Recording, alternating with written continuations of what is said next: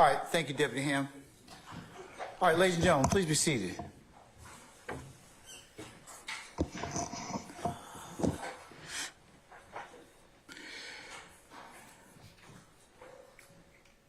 All jurors present, sir? Yes, sir. Okay, all right.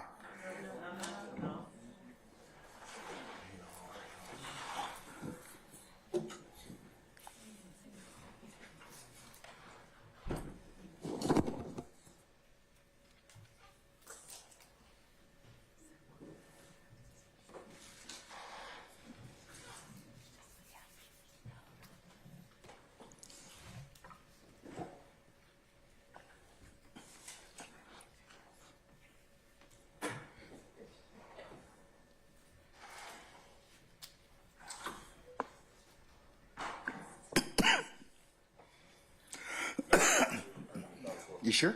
Yes, sir. All right, ladies and gentlemen, please be seated. All right. Ladies and gentlemen of the jury, good morning. Good morning. All right, without further delay, we're going to continue with the examination of our current witness. Investigator Gaither, you're still under oath, madam? Yes, sir. Okay. And remember, speak in the microphone, and Ms. Love, you can, your colleagues as well would speak into the microphone. Thank you, Judge. All right. Excuse me. Thank you, Judge. It wasn't you, were you pointing to Ms. Renard? That's terrible. If she got an iPhone 15 or something like that, maybe I need to confiscate it, because I got like a real old phone.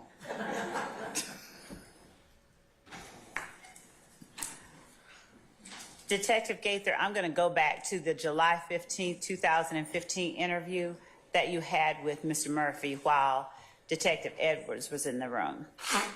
Do you recall a time where you mentioned to Mr. Murphy something about, I'm going to let you go and sober up or something like that?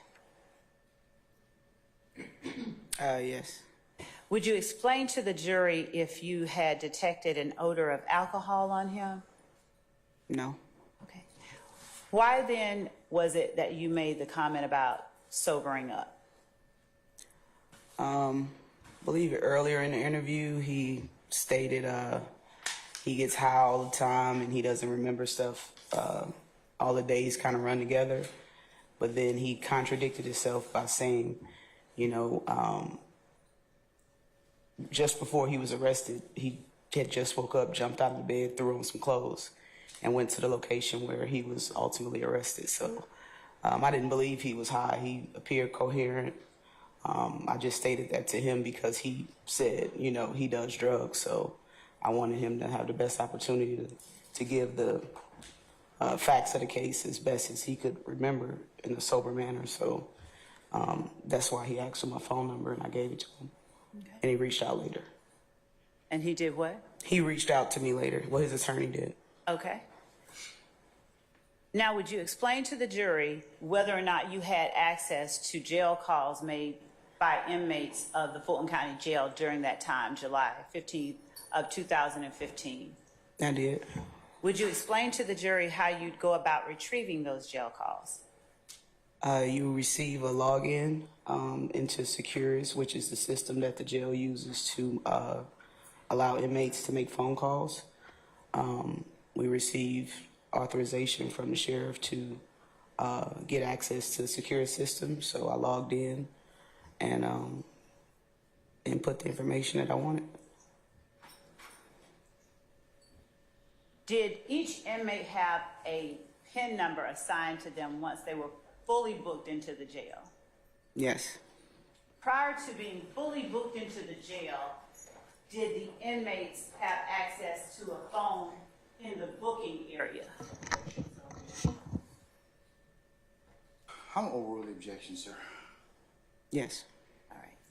Would the phones in the booking area of the jail carry a name attached to them, or would they simply be labeled booking?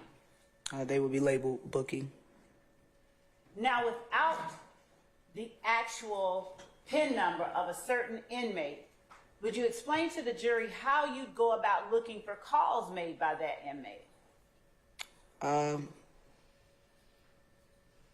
if I was able to interview the person prior to them being booked into the jail, I would try to get a telephone number for them or a family member, someone close that I believe they would, be the first one to call once they go to jail. So that would be a tool that I would use to basically do like a reverse search. Instead of having the inmate's phone number or their booking number, you can simply input in a number that you're familiar with that the inmate has, and it will give you all calls made to that phone number. In the interview with Walter Murphy on July 15th of 2015, did we hear Walter Murphy offer to you the phone number of his then pregnant girlfriend? Yes. And did you use that number to do anything as it related to Mr. Murphy's jail calls? Yes, I inputted that phone number into the security system, and it showed me one of his first phone calls, which was a booking call before he was assigned his PIN number, made to that number. And during that call, could you hear Mr. Murphy's voice? Yes. Did you recognize that voice as the person you had interviewed on the 15th? Yes. And did he address the person he was speaking to by name? I don't recall if it was by name. Did he give contextual details about the person he was speaking to that were consistent with the girlfriend he described in the interview? Yes, and also prior to the call being connected, you have to state your name before the person can either accept or decline the call, and I believe he said his name was DK on the call. Was that call made shortly after Mr. Murphy left the interview room with you and Detective Edwards? Yes, it was the same day. I'm not sure of how long, but it was definitely the same evening. As you listened to the call, were you able to observe the manner with which Mr. Murphy spoke, i.e., whether his voice was slurred, whether his speech seemed impaired, anything of that nature? Yes. And would you explain to the jury whether Mr. Murphy during that call, based on your observations, suffered from any impairment that affected his ability to understand or hear clearly? Objection, speculation. Overruled, sir. You may answer. No, he didn't appear to be effective in any way. And during that call, did he vocalize to the called party the experiences that he had just had with you and Detective Edwards? In other words, did he tell Eric about what had just happened? He did. Did he seem to have were you able to observe any particular difficulty that he had remembering what had just taken place? No, he seemed to be giving her details of what we spoke about, details about their prior days leading up to that. Okay. He seemed coherent and understanding of what was going on. Okay.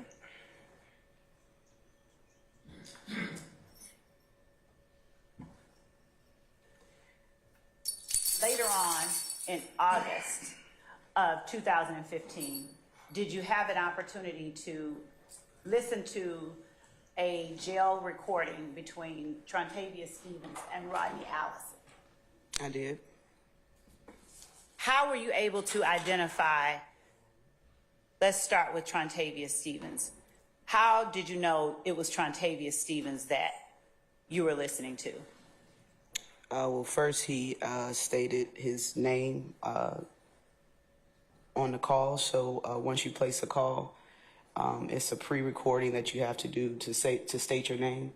And he said it was Slug, which is one of his nicknames. And also I was familiar just with his voice from previous interactions and other jail calls.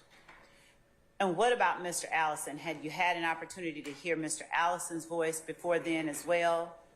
I had heard Mr. Allison's voice really from the start of our investigations. As we would arrest people, several individuals reached out to him via jail calls once they were arrested. So I was familiar with his voice based on those previous calls. Were the details that were discussed in the call between Mr. Stevens and Mr. Allison consistent with details that you were already aware of prior to making that call or listening to that call? Yes. And did you preserve both the call from Mr. Murphy to Erica and the call from Mr. Stevens to Rodney Allison? I did. Okay. We'll get back to those.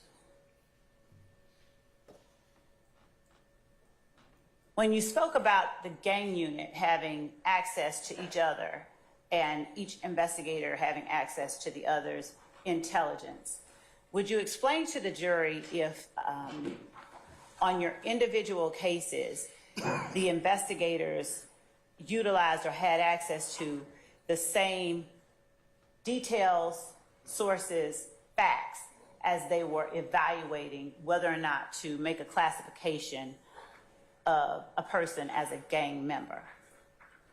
Objection. Basis. I'll overrule the objection. You may answer, and if my question was unclear, let me know. I think I understand what you're asking.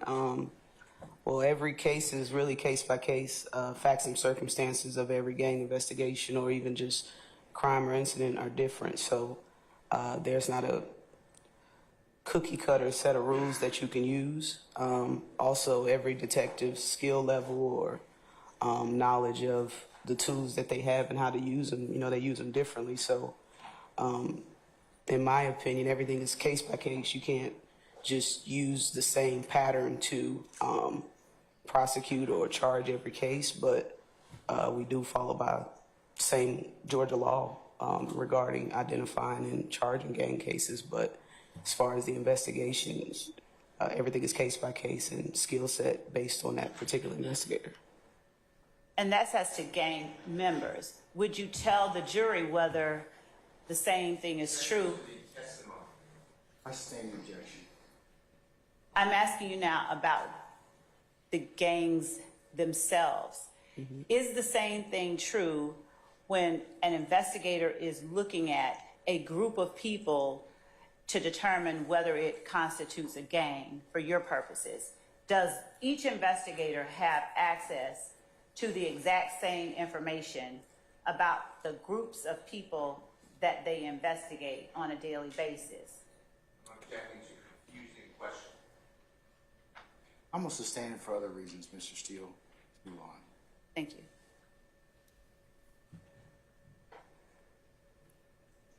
When you and Detective Dennis worked together, did you always travel together? Objection relevance. I stand the question. When you and Detective Dennis worked together, did you always evaluate your cases together? Objection asked and answered. I stand the question. When an investigator with the Atlanta Police Department evaluated whether or not to classify a group as a gang, did each investigator rely on the same sources to make that determination? Not protocols, but sources. Objection. She was a member of that unit. Hold on.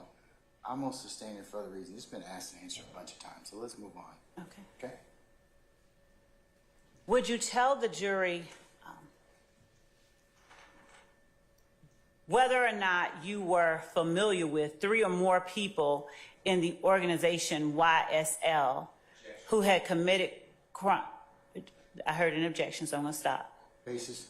Objection is not aid the jury. I object this to the beyond 702 analysis. Remember, she's testifying as a fact witness now. We've gone past that, so. Well, then that would now be a different objection. It would be an opinion without, if it's a lay witness without me, still does I not. sustain the objection. During your time with the gang unit, did you have the occasion to personally observe and interact with at least three members of the group called Young Slime Life? That would be asked and answered too. Your Honor, I have to lay a foundation for the question I'm going to ask next. We approach. Sure.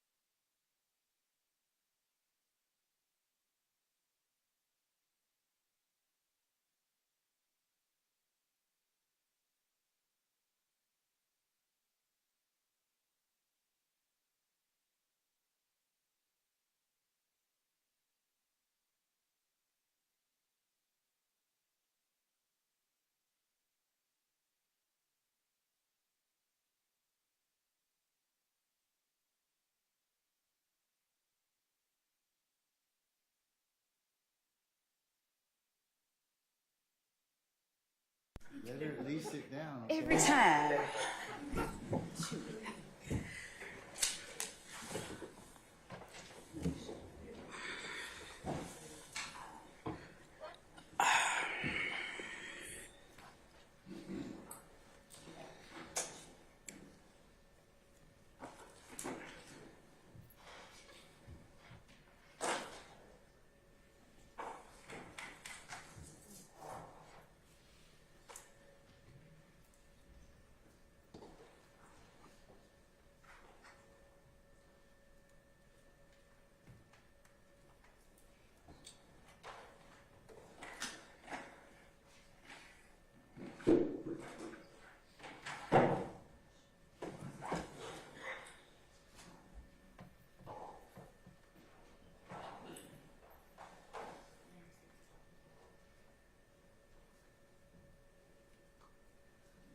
Your Honor, with the court's permission, I will approach Investigator Gaither with what we have labeled State's Exhibit 106, Bravo Bravo.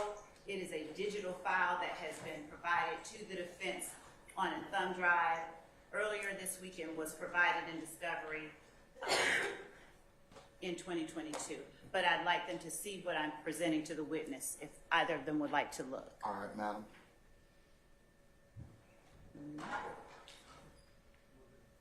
All right, you may approach. Thank you. Investigator Gaither, I'm showing you what has been labeled as State's Exhibit 106 Bravo Bravo. And the thumb drive I identified earlier. Do you recognize the thumb drive, first of all? Yes. How do you recognize it? It's the one I saw earlier this week in initial. Let's speak It's up. the one I'm sorry. It's the one I saw earlier this week and put my initials on. And is State's Exhibit 106 Bravo Bravo, labeled Murphy Booking Call, a digital file that you also reviewed earlier this week? Yes. And is that an accurate recording of the jail call that you were able to retrieve after Walter Murphy was taken to the Fulton County Jail? Yes. Your Honor, the state tender State's Exhibit 106 Bravo Bravo, subject to the court's earlier ruling. Any further objection? Nothing further. All right, subject to the court's earlier rulings, States 106 Bravo Bravo is admitted and may be published as you see fit. Thank you, Your Honor. Ms. Hilton is going to do my honors.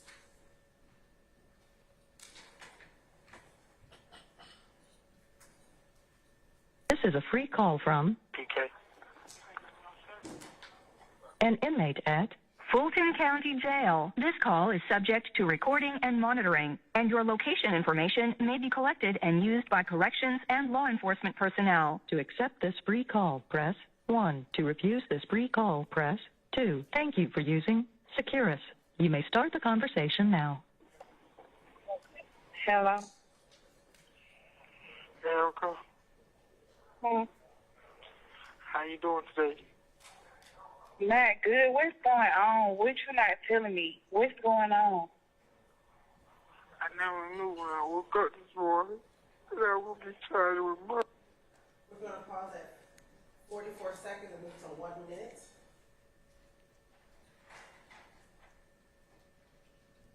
Is the voice that we just heard the voice of Walter Murphy? Yes. Okay, The male voice, yes. thank you.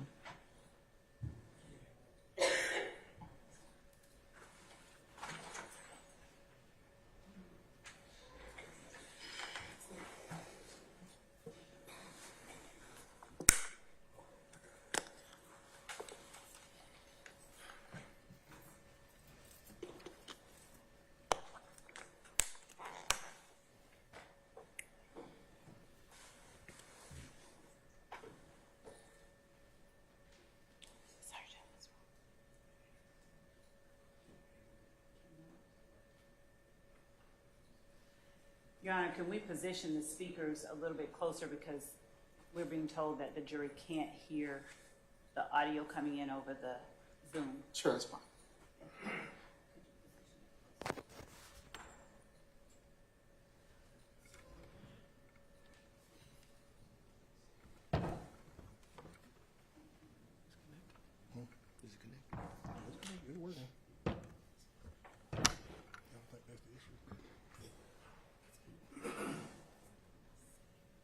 I can hear you. It's not the sound. You don't know what he's saying. I can hear her, not him. Okay, understood, Judge. We'll have to work through that. Thank you.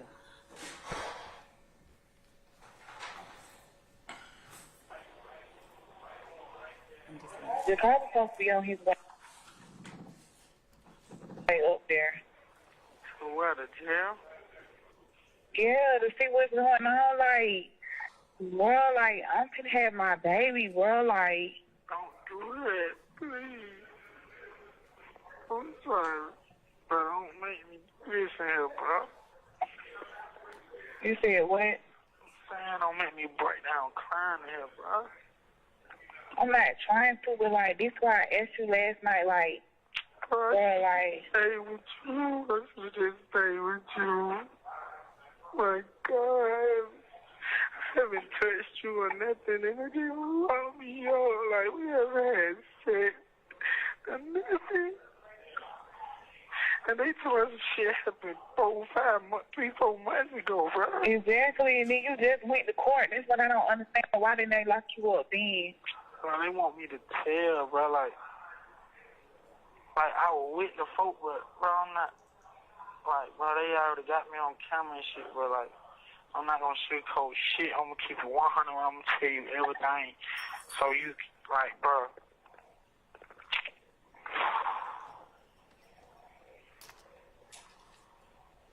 Erica. Bro, I never thought this shit would happen.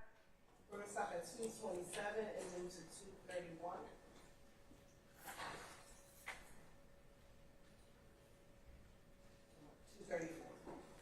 Well, I gotta find some kind of way, like, I don't know, like, but we gotta ask to start a fundraiser or like something, bro. I gotta get me some money. I gotta get out of here, bro. That was because he was like, this gonna be my money. I don't care, bro. Whatever you was finna get, bro, you just not gonna be able to get, bro. Like, Jacoby? yeah. Man, bro, that nigga James, they wanna fire him, but don't tell me he said no shit. Like they gonna be more money. Nah, he was just saying like, you not gonna get a chance. He's like, what the fuck, like, what do BK got to do? What is it? I don't know. I don't know what to tell him. I said, I don't know, Jacob. I don't know what's going on. Like, I went back through my text message to see, like, what we've been talking about around that time. And that shit, all I think about is, all I see is Pokey. So I don't know what you got going on because you ain't told me nothing. Like, I'll talk to you when you come and visit me. But I can't talk to you over the phone like that. And I'll write you. But,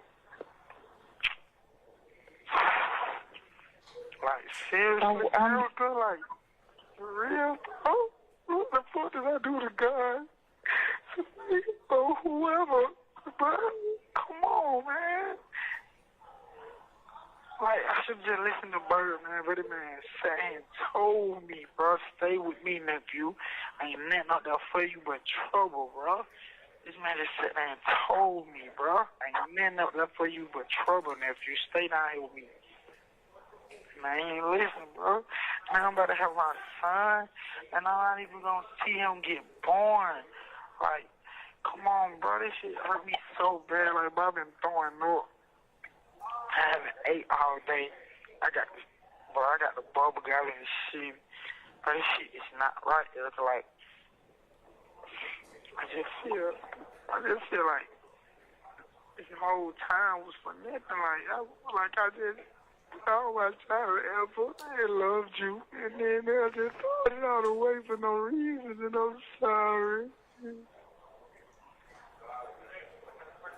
And it's like God knew this was going to happen to me because he just took, like, you see how you pulled up? You see how that happened? mm-hmm. And we talked, and then I was like, nah, we ain't going down there. Then I was like, man, Sanjay made me change my mind and go get them. You see what I'm saying? Yeah.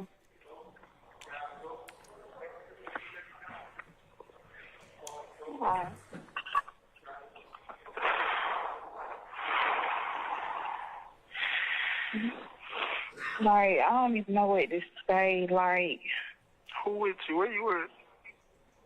I'm outside of my house. I'm just sitting in the car, bro. You need to. I don't trust you right now to be by yourself, Erica. Like, bro, I know how you is, bro. I need to talk to somebody who I know can watch over you and make sure that you're straight, bro. I don't want you to try to do nothing to yourself or nothing. I'm still here for you and everything.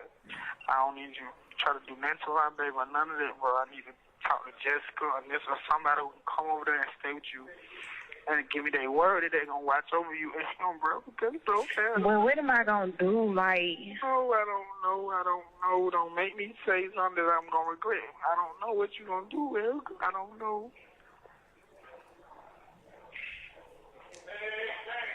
I can't even eat. It's like, Me either, bro. but I've been told you this last night, like, bro, like, that's what I was trying to tell you last night.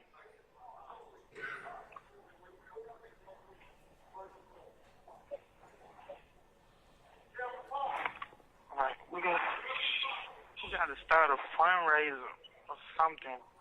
We got to get me some more money so I can get a better lawyer, bro. Because they got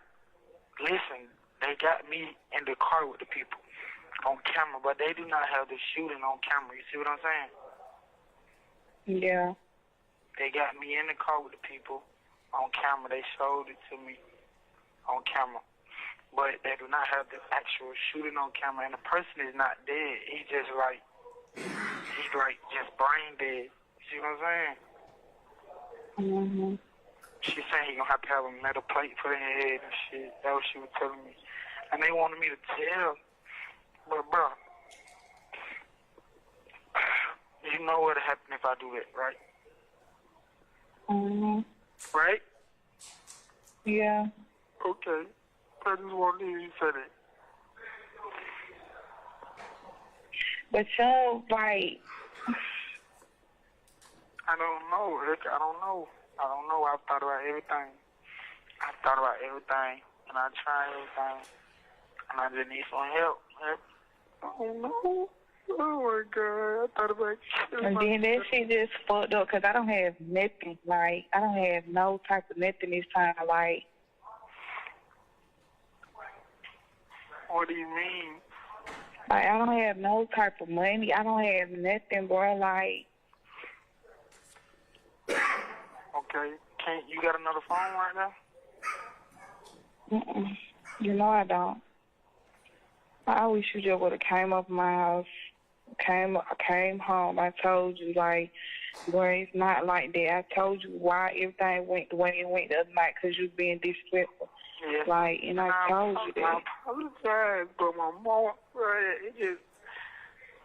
I'm sorry, bro. I'm tell the truth, bro. I listen to Dolly. I listen to my mama, really. And then Dolly was like, bro, you know how girls is, because I've been through that, bro. I got quit, you see what I'm saying? She wasn't saying like you just intentionally doing it.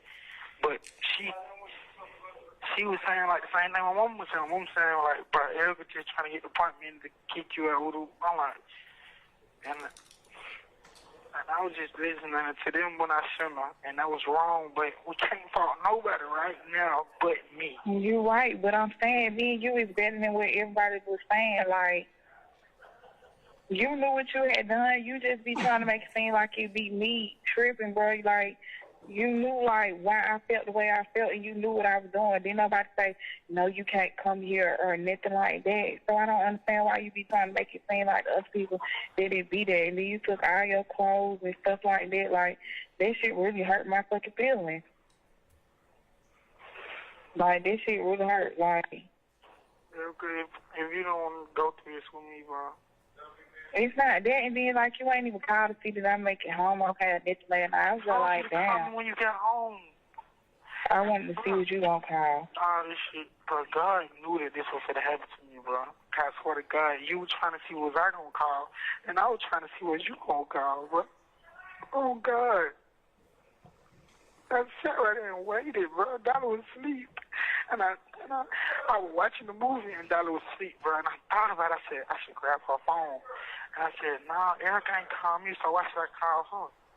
Bro, that shit so fucked up. And, bro, even with Thug just getting locked up, like, Thug getting locked up, I'm like, damn. The only person I can think of. And move to, 11:05.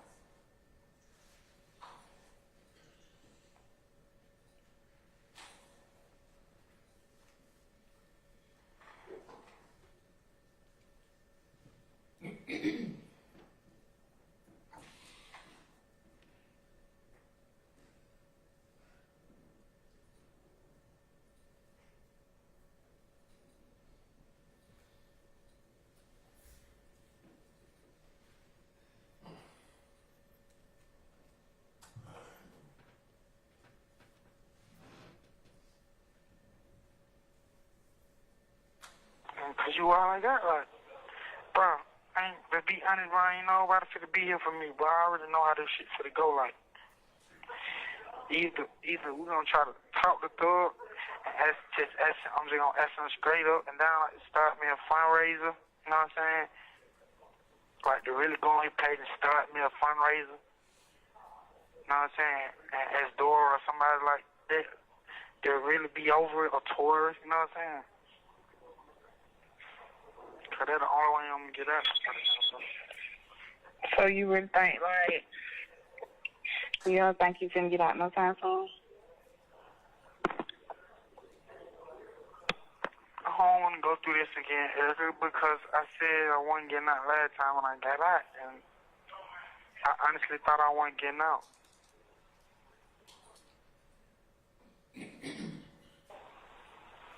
Last time, and I did, so I can't say. Like, I can't say. I just hate, like, No. I know. It's murder, because I'm going up here to the 7th floor. My back fucked up. My arm go out. Every time I lift up. It's just bad, bro. It's just bad. you gotta be strong, though. Like, Your Honor, for our purposes, we are going to now stop that portion of the video at 12:38.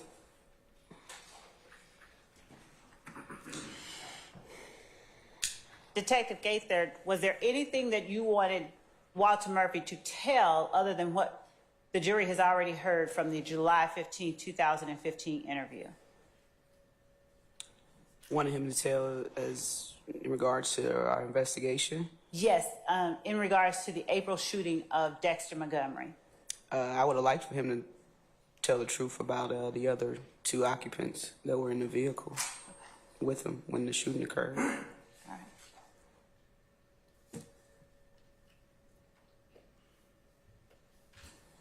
And at any time, either on jail calls or in interviews or conversations with you outside of the interview room, did Walter Murphy ever indicate that the people in the blue vehicle threatened him with harm?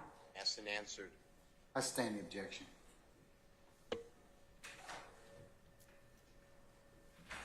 Are we ready in there?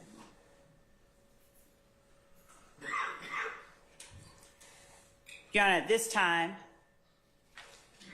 if I may approach the witness with State's Exhibit 107, Bravo, Bravo, which we have provided to the defense, but are willing to show so that they can see what I'm approaching the witness with. All right.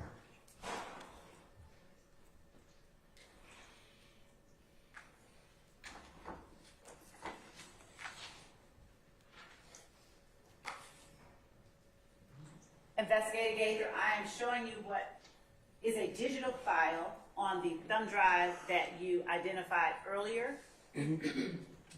Labeled State's Exhibit 107, Bravo, Bravo, Stevens to Allison.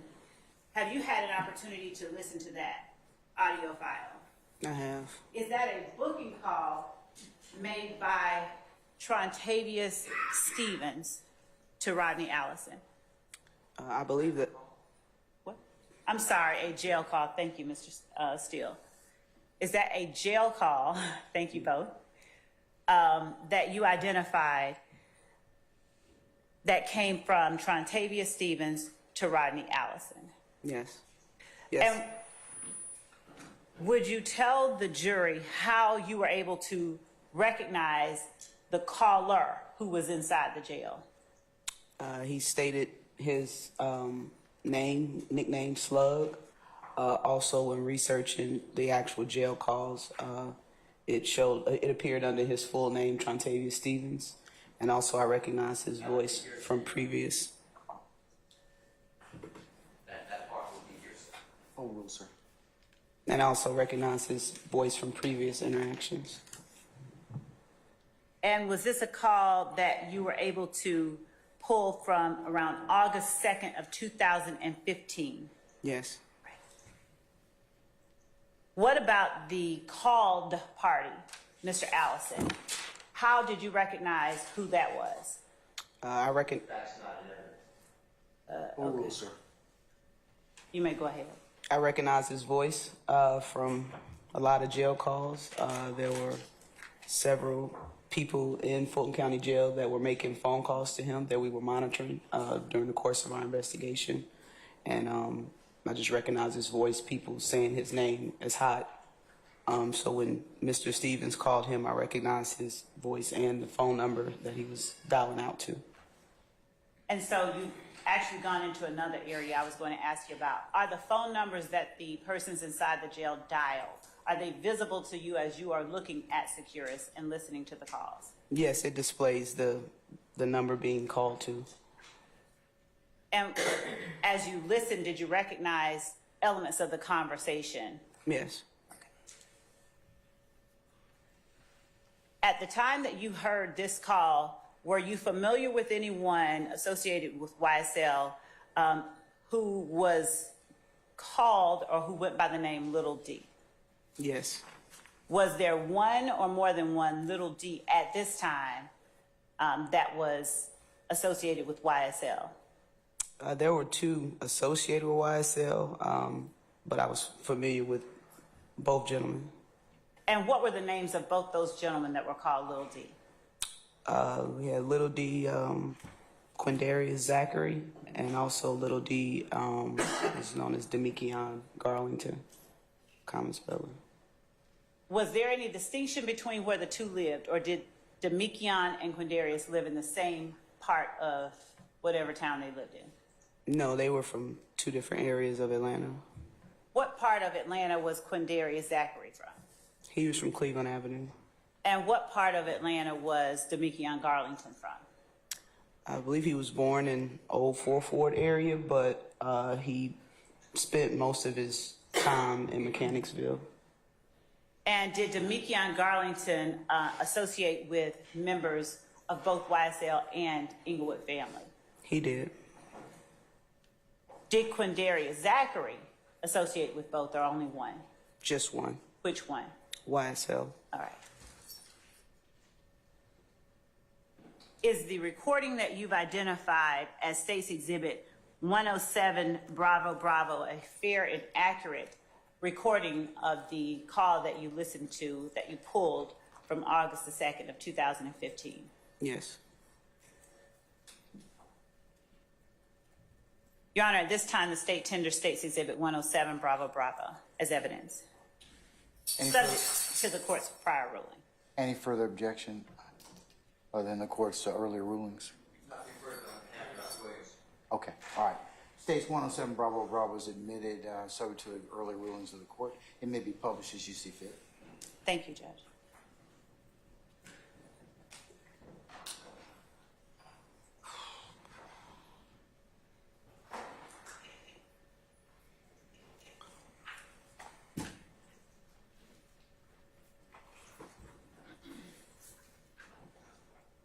An inmate at Fulton County Jail. This call is subject to recording and monitoring, and your location information may be collected and used by corrections and law enforcement personnel. To accept this free call, press 1. To refuse this free call, press thank you for using Securus. You may start the conversation now. I'm moving What's up, my nigga? What's up? Who it is? It's Lord, man. Oh, what's happening, baby? What you doing? Shit. Yeah, cool. Yeah. You ain't goddamn shooting these damn dice. Huh? I'm bullshitting on these dice. Shooting dice? Kill it. Yeah. Quit I ain't never bullshit. seen you shoot dice. But wait. Why you answer the phone? You gambling, man. Man, I don't care. I want to holler at you. What's going on? You alright? Yeah, how Jeremiah doing? Man, he got down, he got to go through therapy. Really can't walk. Nah, he can't walk or talk right now. Dang. They fucked that boy up. Dang. That man fucked up for real. They tried to. Hey, you watch my video? Yeah, I watched it.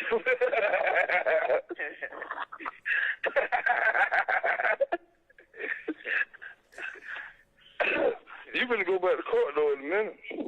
On the 17th? Yep. That's what she said. Yeah. I know you can't wait, boy. Hey, come on. What the hell? I ain't seen my shit either, though. I know you can't goddamn wait to get in that motherfucker so you can get the hell up out that motherfucker. Hey, come on. He ain't talking nuts. Yeah, I talked to him yesterday. What you talking about? He get out and he'll be home and he got like 20-something more days. Oh, yeah. He did tell me Hey. that 2-for-1 shit. He told me not to tell nobody. Yeah, he on the way. His ass on the way. Yeah, his ass need to get out. Damn sure do. So I can blow his phone up like he doing mine. Nah, you'll be out, man. Man, they tripping, man. I'm talking about they tripping. The public finish about all that. It look like all that shit mine, man. No, hell no. They can't do no shit like that. Tell him what he said. Man, they told you. Your Honor, we are stopping at 2 minutes and 57 seconds, and we'll pick back up at 4 minutes and 5 seconds.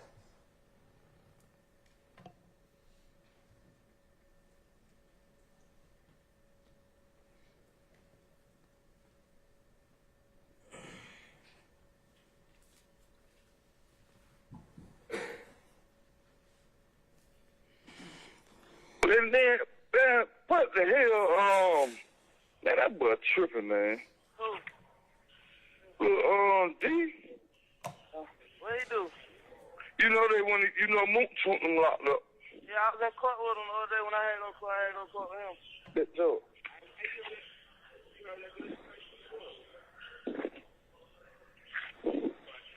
Yeah, his ass locked up. Oh, y'all just Huh? yeah, I said, they done locked up all of them, man. Ain't number 2 of them locked up. No, they went and locked somebody else. They were telling me they locked somebody else up today or some old shit. Who? I don't know who the hell they were talking about. I don't know them young niggas right there who they talking about. But you know him. You'll probably know him. Hell yeah, man. Shit been going on, but the same old shit. But I'm to my home, you need to talk to him. Who? Lil D. What you doing? My name. What? Yeah, you know who I'm talking about. Yeah. Tell that man, tell him if you could reach out to him, tell that man, chill, man, you tripping. Man, I sent a message to his ass. I was like, look, man, y'all talk that nigga and tell his ass chill, man. That's all he got to do is chill, man. He tripping. That man, I'm tripping for real. That shit crazy. What the boy doing? What one? Rapper boy. Oh, man, I tell him Tony his ass, too. I just talked to his ass. He ain't talking about shit. He ain't talking about nothing, man. Say he finna go out of town or some old shit. You ain't trying to give me no lawyer, man? Man, hell no. Hell no. Well, that shit, man, I don't even know why you even think he gonna goddamn. Man, that man ain't. Well, if he is, he doing that secret. I don't know. So don't let me say. He ain't tell me nothing about getting down. He ain't say shit about that. Now, I ain't gonna lie. Now one of them folk went so stupid at the club Thursday, so it didn't make no sense, man. Nigga hit BB so goddamn hard. What, BB? That nigga, yeah. Man, they damn near beat that boy damn near the dildo. Why they doing like that? And then he hit BB. And then when the ambulance folks came and got him, he hit but the ambulance, man. The ambulance lady and bust her nose. Who did that? That young nigga. Hey, what that young nigga name though? Who did that shit? He be with Kale. Get what Kale dumb ass was finna do. What? Man, that man was finna try to bug BB. That man was finna try. Man, it beat the police out there. He told me, I'm gonna bust him and I'm gonna run through the park. I said, man, them folks gonna flatline your ass. You do some dumb shit like that. Well, let it stupid ass get flatlined. Because that was finna goddamn show him. I started to. He dumb ass. I started to too, boy. Cause that was just some dumb shit what he was doing. Why they going home for?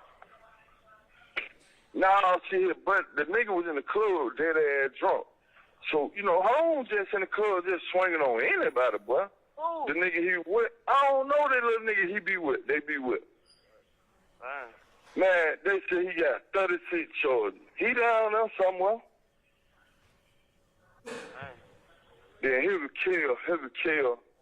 I'm finna pop B ass, boy. I'm finna hit the parking lot. I said, man, they fit the police right here, man. Cause after the fighting shit started, you know, so many goddamn police came to it, wasn't funny, boy. And then he was talking about doing that. I said, man, them folk, he said, look, I said, look, man, what's gonna happen to you? Them folk gonna flatline you right here. I said, you pull that thing, man. He told me, no, fuck that. I said, well, go ahead then. I'm going to do what you talking about you finna do. Stupid ass. And he was like, I'm gonna just wait, I'm gonna get him. Man, he ain't finna do shit. But once and I ain't been asking about you though. And I know you don't fuck with him, period, but on everything I love, that nigga came at me. Matter of fact, he just at me yesterday. He said, if Charlotte needs something, let me know, man. Who? Bentley. Oh, fuck that. I'm just telling you what he said. He was dead ass for real about it. Cause you know he, not the hell he ain't. Cause you know he got he him right now. He him. He the one. He him right now. Just listen to what I'm telling you. I don't know who the fuck, but he him right now. What that mean? You haven't been waiting. Yeah. But yeah, I'm telling you straight the fuck up. Yeah. Fuck that nigga. Yeah, know he was dead ass wrong for what he did, man. Don't send him to my house, bitch ass nigga. Yeah, you dead ass right. From that nigga, fuck that bitch ass nigga. That right. Ain't so much stinking. You dead ass right. But get what? Yo ass, I left him alone, bro. I know it. I already know it. These niggas been going crazy here. But they been locking up everybody, man. I'm talking about these folk, these folk, I'm talking about they just snatching niggas up, man. Putting all type of charges on niggas. I'm talking about dead for real. So get what I said. God moved you out the way for a reason. Yeah, that's how I be feeling too. He moved you out the way because what they getting these niggas for, man, these niggas, only way they getting out of it, they got to tell something. Yeah. Yeah.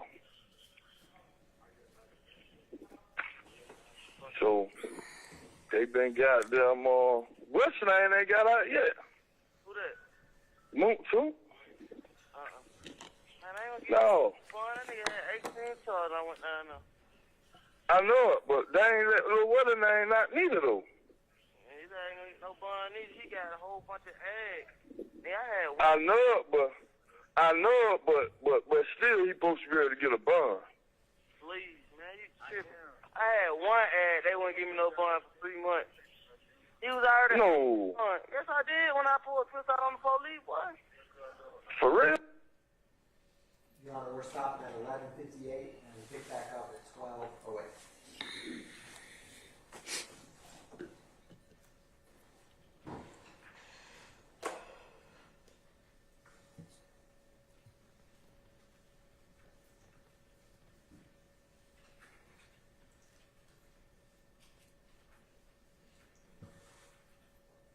Ain't that bad though. Them ain't no really no hell of a bad charge. That one on the police, though, man. Yeah, that's why you ain't getting down for 3 motherfucking months. That's why you ain't getting down for 3 motherfucking months. Hey, stupid as motherfucker. Damn, man. That nigga, but you know that boy, he finna be out and you finna be out. Yeah, Man, these folk locking up everybody. Everybody. They ain't sparing nobody. Hey, that nigga, they went looking for Yayo, right? Yeah. That's what Yayo did. That's what Yayo said. That nigga Yayo said, man, Boo about to straighten this shit out, cause boy, I ain't going down like that. Nigga, go sit down. Nigga, fuck, bro. Hey, no, he said he ain't going out like that. He said, hell no. He said, I can't go out like that. Man, I don't be throwing no nigga up on the butt. I ain't asking about no nigga. They talking about your ass. I don't see what they talking about. Bring your stupid ass back home. Yeah, you right. You right. Yeah, this shit ain't got nothing to do with me. I'm out here spinning. Ain't got nothing to do with me now. Charge now time. Now, not damn sure ain't for real. Hey, I can't lie, but deal went on you right here. Now, one-on-one. No, I'm talking about, none of this shit, whatever I'm saying, this shit went on you. You just had came home, man. Yeah. You stayed home, how long you stayed home? About 2 weeks. Yeah. Damn. But you on the way back, man. Soon as you get your buzz, you ain't got to ask the nigga for a motherfucker dime. You ain't got to ask the nigga for nothing. Motherfucker. When I was telling that boy, he ain't talking about shit. You have 1 minute left. The rapper dude ain't talking about nothing, man. That boy name, man, what they call him. That boy name Rapper Boy. That's what I just said. That rapper boy, he ain't talking about shit. And I hate that shit every time you get fucked up. That nigga can't do shit for you. I hate that shit, man. That's some sucker shit, though. That's some real sucker shit, man. Yeah, damn right it is. Hey, look, shit. I need to talk to my girl for me. Look, right? They just started this shit down here with, they be selling the iPad out here and shit. I need one. She tripping. Keep on talking about these other hoes and shit. Man, I ain't talking about that. I need one. You want me to get you one? Nah, you know, she got the credit card. You got to do it with the credit card, man. What's up? You tell her call my phone. No, you call her, man. Don't tell her you talk. Well, you got to tell her you talk to me. Be like, look, man, get that man that iPad and shit and get that man. I'm finna get on that right now. Thank you for using All right, love you. Securus. Goodbye. Love you, man. Investigator Gaither, are you familiar with any other Kel besides Kelvin Watts? Yes. And as it related to your investigation and monitoring this particular jail call, based on your knowledge and investigation of individuals in YSL and Inglewood family, the Kel that is being referred to here, is that Kelvin Watts? No. Cause for speculative. Objection, Your Honor. Cause for speculative. Also, beyond the information you've ever been provided. I'm gonna overrule both objections. What Kelvin Watts are you familiar with through your what Kel are you familiar with through your investigations was associated with Young Slimelight? I believe his first name was Markel, but his nickname was Hellkel. The nard that you heard as you listened to this jail call, based on your knowledge and your investigation into this case and this call, are you able to determine what nard is being referred to? Objection, Your Honor. Cause for speculation. I'm gonna wait and see what the answer is. Overrule this one time. Yes. How are you able to determine what nard is being referred to? I'll overrule the objection, Mr. Matthews. Just based on the investigation and knowing that Mr. McMillan at this time was currently in jail and also a suspect in the shooting from Browns Mill Road, I was aware that his nickname was Nard, first name Demise McMillan. First and last name Demise McMillan. Thank you. And is that someone you had also identified as being a member of YSL? Yes.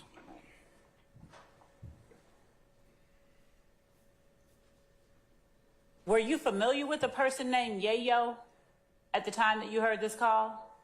No. Okay. Were you familiar with a person named Yak at the time you heard this call? Yes. And how are you familiar with a person named Yak? Through a prior investigation. Okay.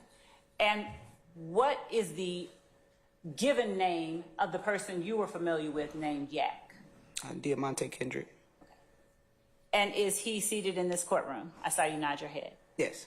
Would you describe where he is seated and an article of clothing that he is wearing, for the record? This first defense table with the white, off-white, maroon, and black striped shirt. Is he seated next to the young woman in light blue? Yes. Your Honor, would the record reflect that she has identified Diamante Kendrick as the person she is referring to as Jack? It will. Thank you. Investigator Gaither, at the time that you were in January of 2015, did you, along with your partner, did you all begin to look through social media pages that were open to the public of persons you believe were involved with YSL? I sustain the objection. Did you have an opportunity to look through Demekion Garlington's social media pages? I have several times. Okay. And in looking through those social media pages, did you come across a video of Jeffrey Williams talking into the camera? Yes. Okay. Your Honor, with the court's permission, I'm going to approach, but not before showing to counsel for the defendant what I have labeled as State's Exhibit 112 Bravo Bravo.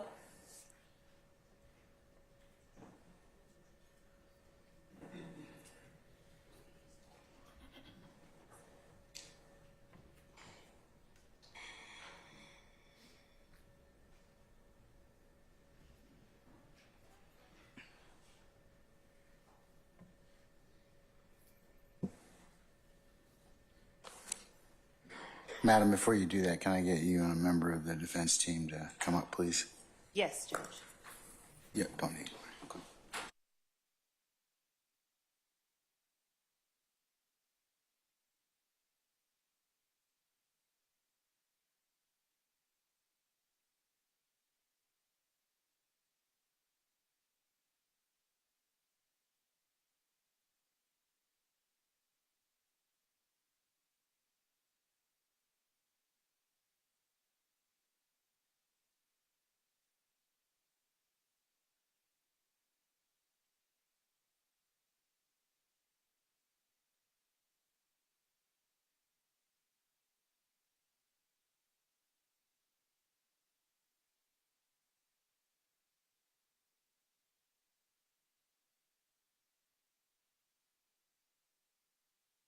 Ladies and gentlemen, it being the noontime hour, we'll go ahead and recess for lunch.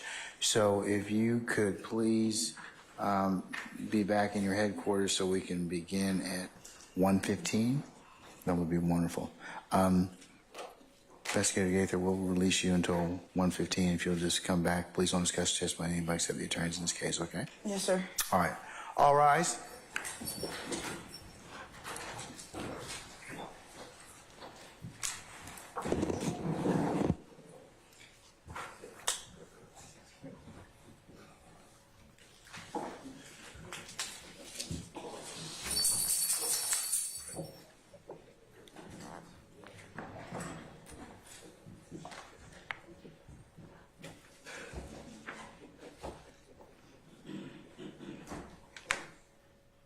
All right, ladies and gentlemen, please be seated. Our jury has left us.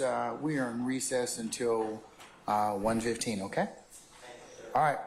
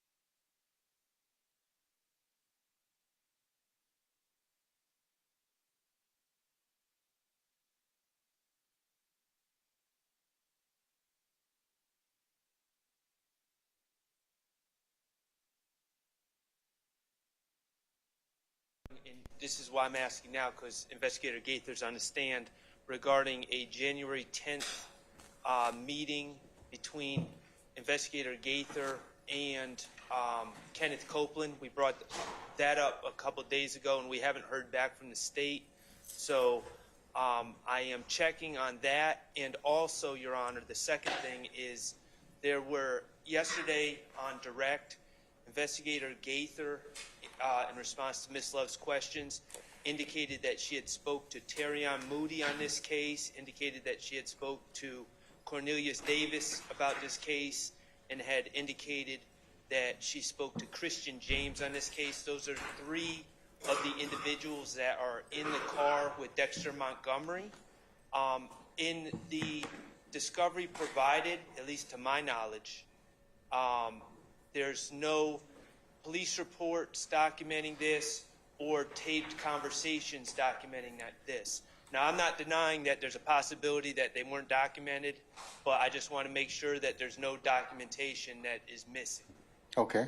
Ms. Love, addressing that point number one, is there any police report in regards to that conversation? Your Honor. Did you check and make sure that there was not any? I did not. That was receptive to that, or I am receptive responsive to it. that particular issue? I didn't get asked that question until now. I can ask. We did not have one. I know that, as you can see in the video file, when Investigator Gaither is talking to Walter Murphy, there are images that we don't have and didn't have and couldn't find. The images of the still shots from the surveillance footage, but I did not ask the question that Mr. Sharp just asked. I can inquire now. That's the first time that he's brought it to my We attention. asked about that a couple days ago. He did. He did. About the January 10th conversation.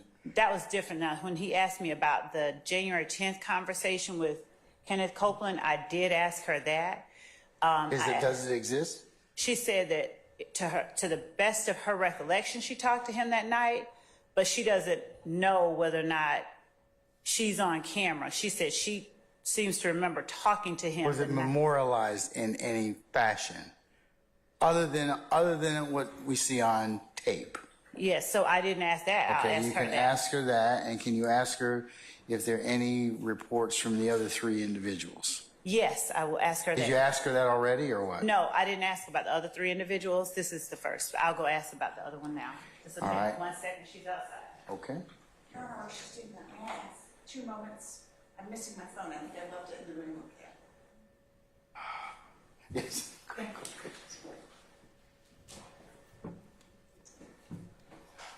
Mr. Sharp.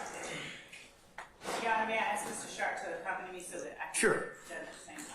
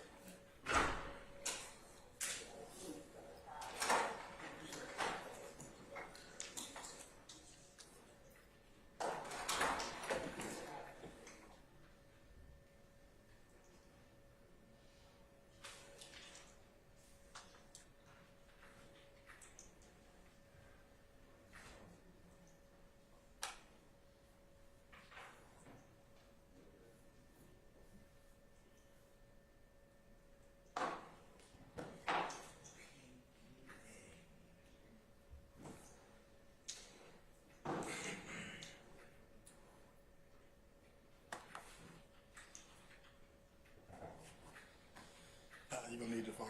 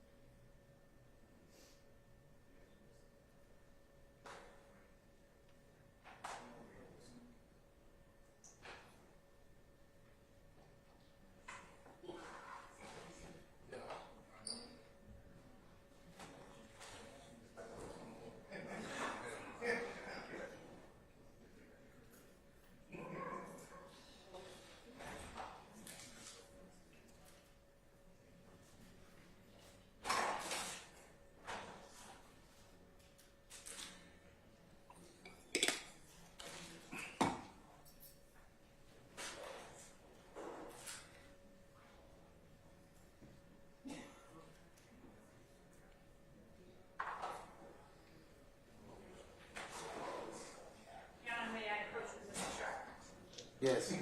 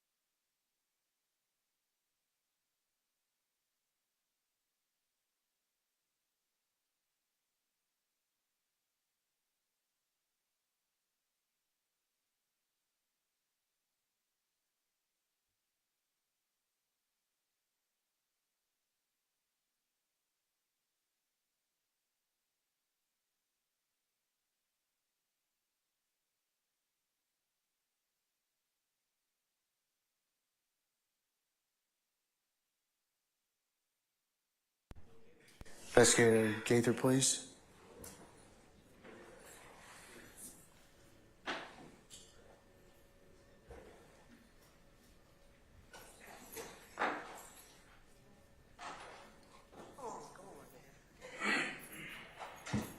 No value added. Fuck a little hard.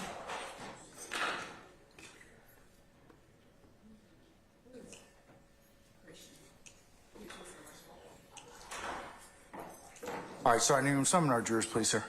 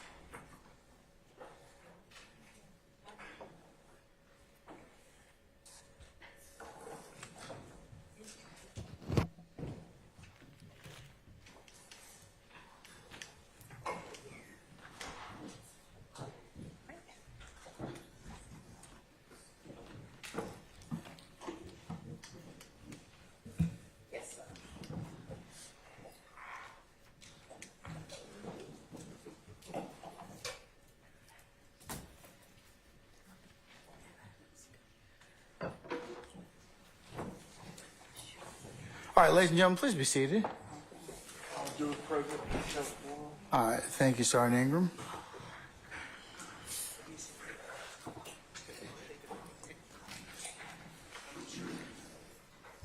All right, madam, you may begin when ready to continue examination.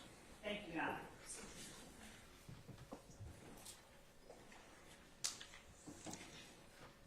Investigator Gaither, I have been calling you Investigator Gaither since we started. What was the last title that you held at the Atlanta Police Department? Sergeant. All right. My apologies for that. I'm taken. Previously, you testified about what has already been admitted as State's Exhibit 70 Bravo Bravo and 71 Bravo Bravo.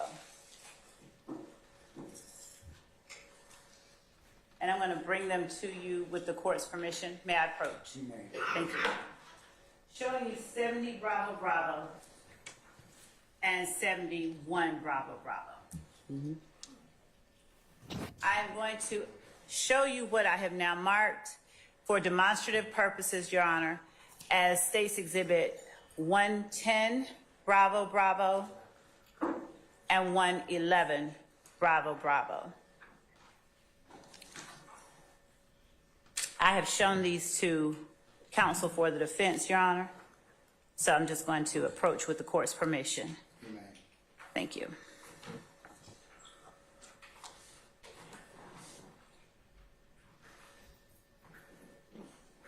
Showing you 110 Bravo Bravo and 111 Bravo Bravo. Are those angles of the intersections shown in 70 Bravo Bravo and 71 Bravo Bravo with the street signs actually showing? Yes. And are they accurate representations of the intersection as it looked Yes. in April 2015? Yes. Your Honor, the state tenders for demonstrative purposes only State's Exhibit 110 Bravo Bravo and 111 Bravo Bravo. No objection. All right, states 110 Bravo Bravo and 111 Bravo Bravo are admitted for demonstrative purposes. We'll be showing you the exhibit. Thank you, and I will hold up and ask you to describe for the jury just what it is we're looking at in State's Exhibit 110 Bravo Bravo. That is Harper Road, looking eastbound. And when you say Harper Road looking Here. eastbound. This is Harper Road. This is Browns Mill Road going here.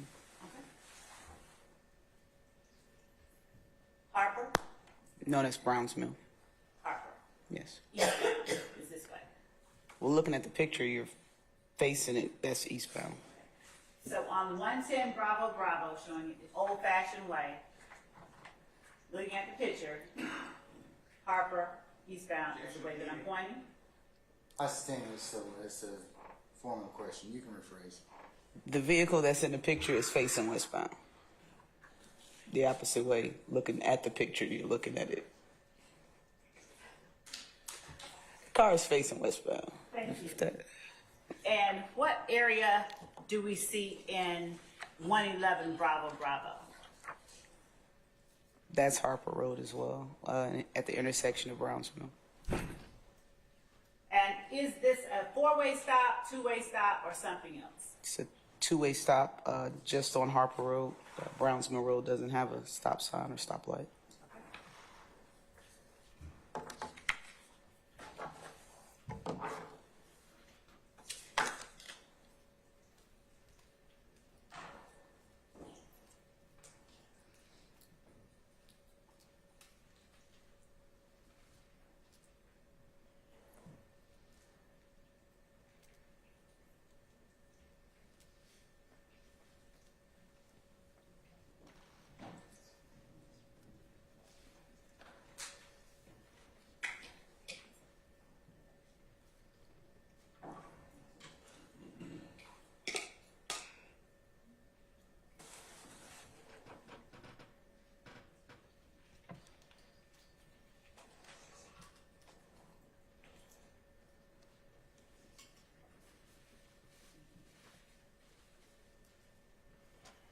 I'm now showing you what has been marked as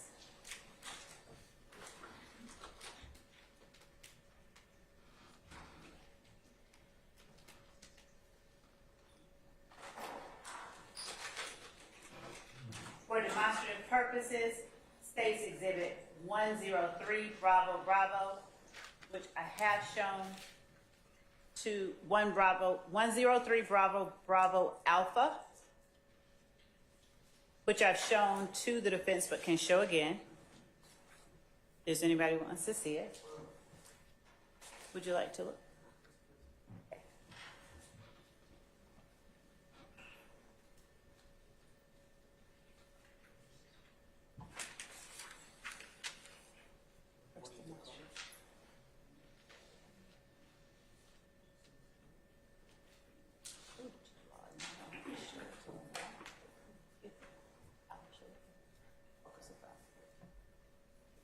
Because I think I invited people. Don't have to show. Yeah, I don't believe that one was shown. So. We can move past it. Miss Sergeant Gaither, during the time that the gang unit became involved in the back and forth between IFGANG and YSL, did you and your partner have an opportunity to look at the social media page for Demekion Garlington? Yes. Madam, can you speak up to Yes. Thank you. And around January 26th of 2015, did you locate a video, or did you locate a video posted around January 26th of 2015 depicting Mr. Williams displayed on Mr. Garlington's social media page? Yes. All right.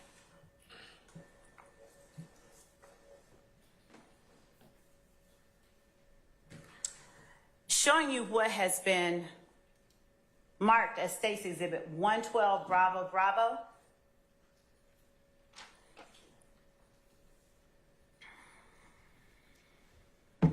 Also on the thumb drive that you identified earlier. Sure. Before I tender it, I'll bring it over.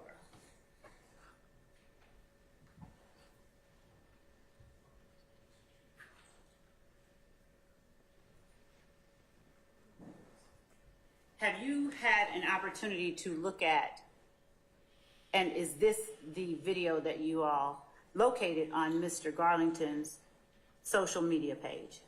Yes. And was this from January 26, 2015? Yes. And is this an accurate reflection of the page as you all captured it? Yes. You know, okay. All right, I'm going to now show it to counsel for the defendant. Okay. All right. Gotcha.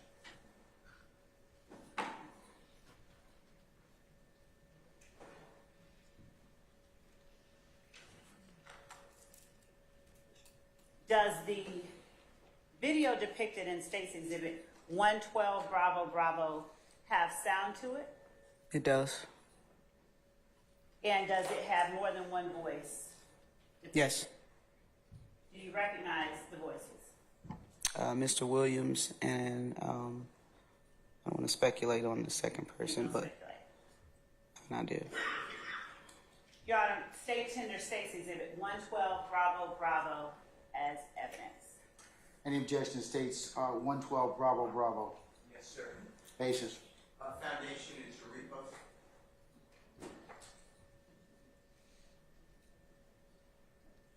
Your Honor, the witness has laid Speak in front of the jury. Y'all come on up. this. Come on up.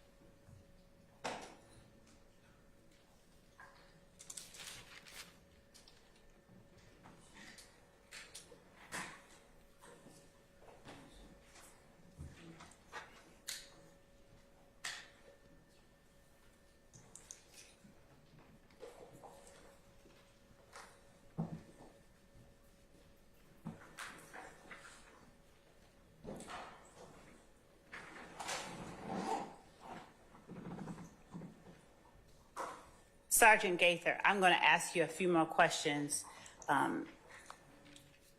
about State's Exhibit 112, Bravo, Bravo.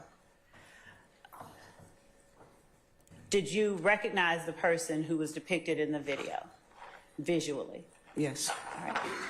And did you recognize the voice of the person depicted in the video? Yes. Was the video obtained from a public social media site that was accessible to anyone who is looking at that site? Yes. Okay.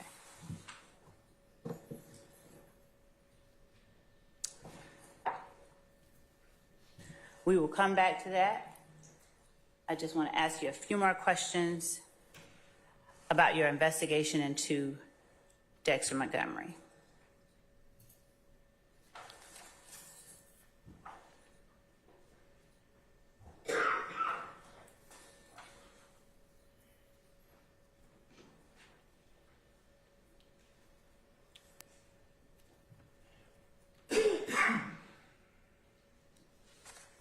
Did you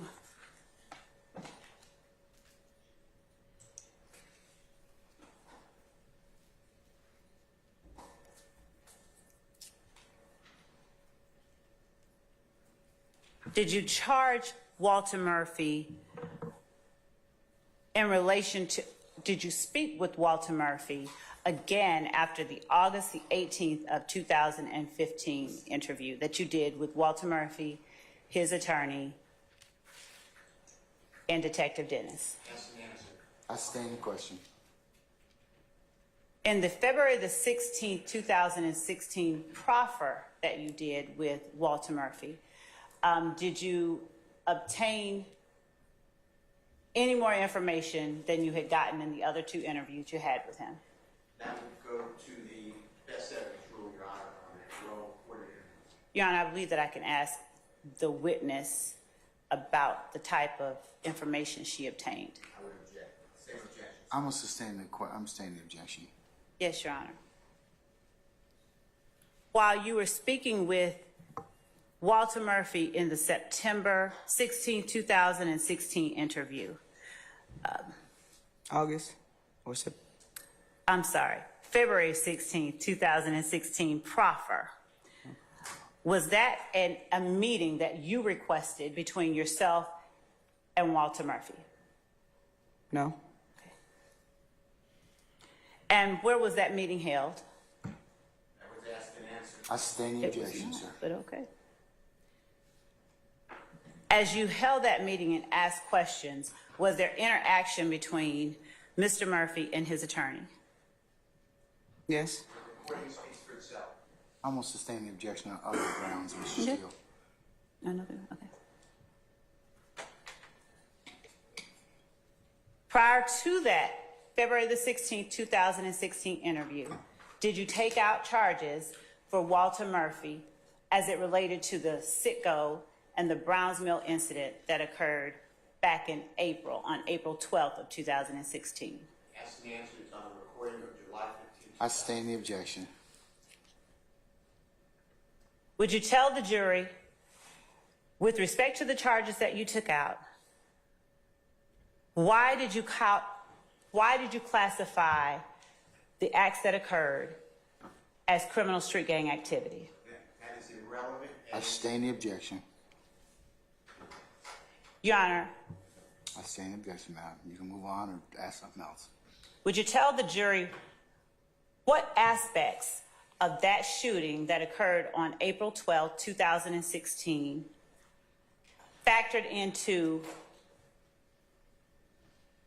based on your knowledge, training, experience, and learning as an investigator and gang expert, what aspects of that incident caused you to classify it as gang activity? Objection, Your Honor. Basis. Simply rewording the same question, same objectionable question. I'm going to overrule the objection. Mr. Steele, do you have an objection, sir? Under Parcell, it goes to the intent, which is not for this question to be answered. I sustain the Your objection. Honor, this is an expert, and this is the I portion. sustain the objection, please.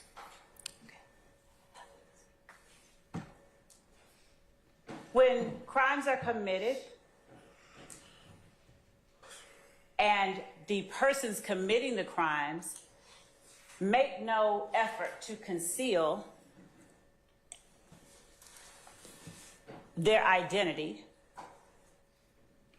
does that hypothetically... She hasn't pondered the question quite yet. Let her finish, and then I can make a decision. And, Your Honor, at this point, since the court has qualified the witness, I will be asking a hypothetical. And that's my objection, Your Honor. It's a lay witness at this point, and it's not proper to ask a lay witness hypothetical. I sustain the Your Honor, I objection. have to demarcate, and at this point, I'm asking that the court recognize and instruct that we are demarcating and asking expert opinion. You all approach.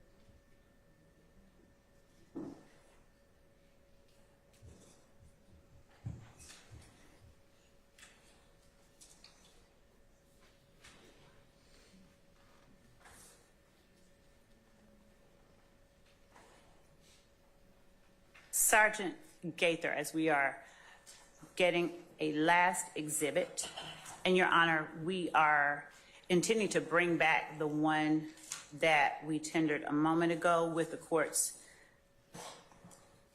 instruction. Which is? Which one, madam? The 112 Bravo Bravo Okay. that takes out the portion of the second speaker.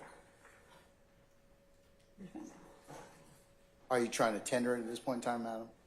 Your Honor, we would tender that exhibit with the caveat that, With the court's earlier ruling? yes, Your Honor, yes. Any further objection, counsels, to states 112 Bravo Bravo? Yes. Basis? I'd like to see it. Okay, Ms. Love, show that to counsel, please. It's being redacted, and so before we display it or anything, we will show it to all the councils, because that portion, Oh, bless you. is being redacted. Better shake your hair there. You got Kleenex. Okay, that's good. All right. Okay, all right.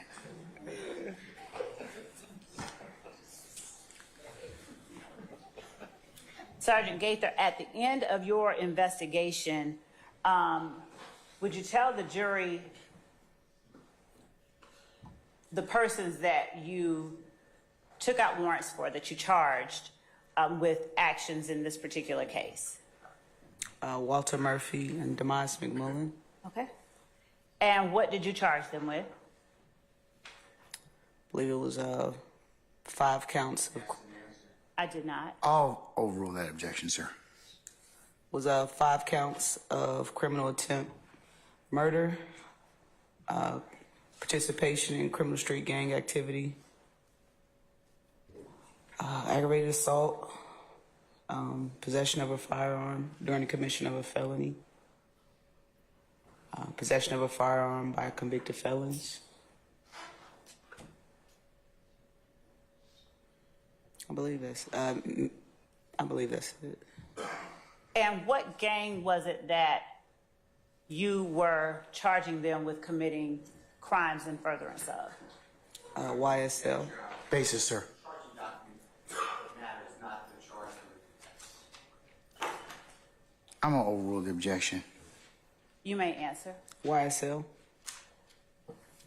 Thank you. And Your Honor, with the exception of the video that we are redacting with the court's ruling, I don't have any further questions at this time. With the court's permission to play that video after it's properly redacted and defense has had an opportunity to look at it.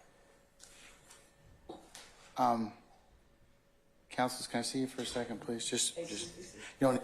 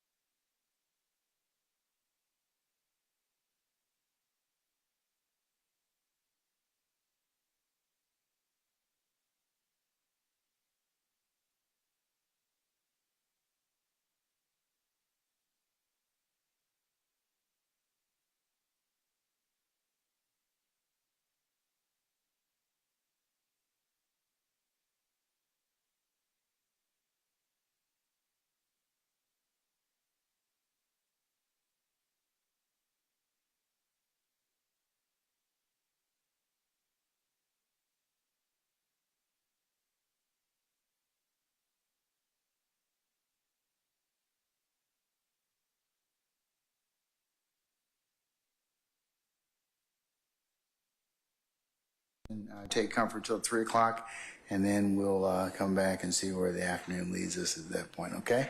All right, so we're in recess until 3 o'clock. All rise.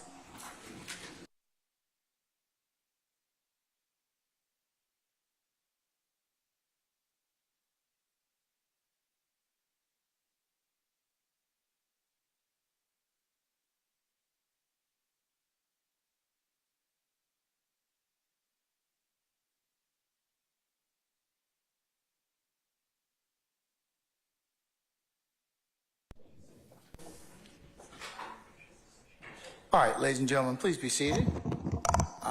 Detective.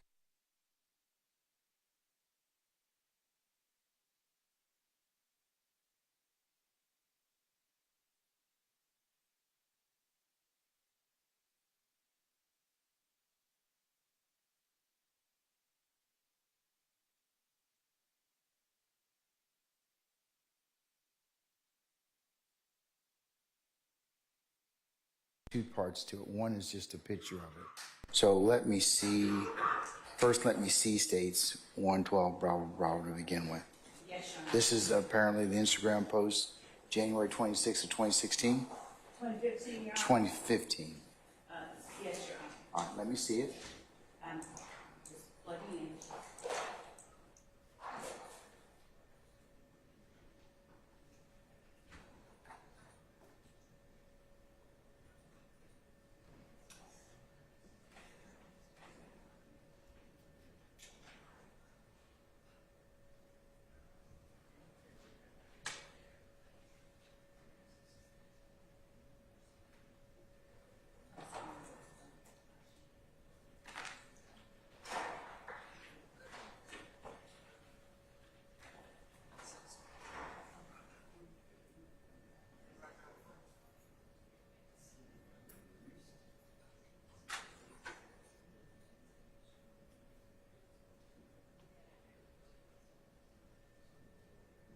Hey, Wes, is that covered? That thing covered over there? Okay. Oh, that's fine. I just want to know. Okay, all right.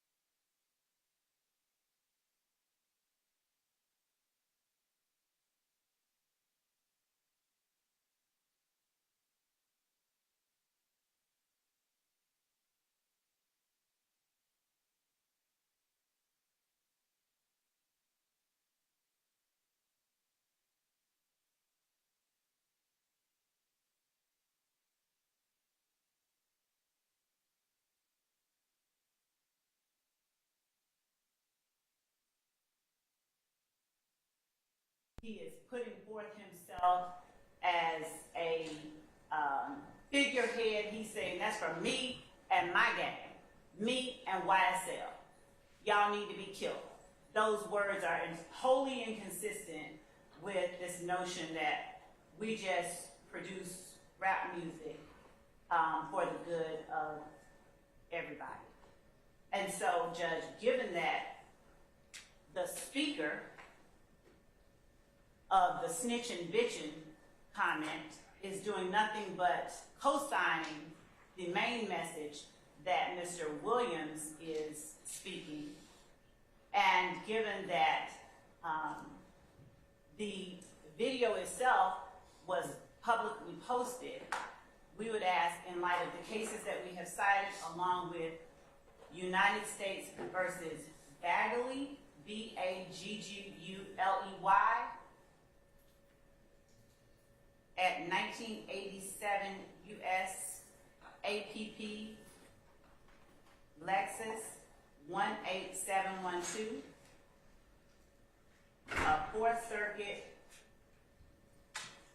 1982 case, as well as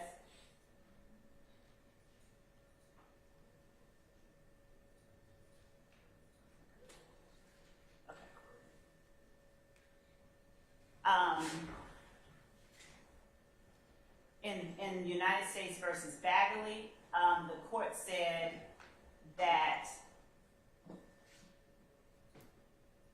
the contentions of the appellant raised seemingly disparate concerns, but at least the first four of them converge insofar as they allege the authenticity and reliability of the tapes.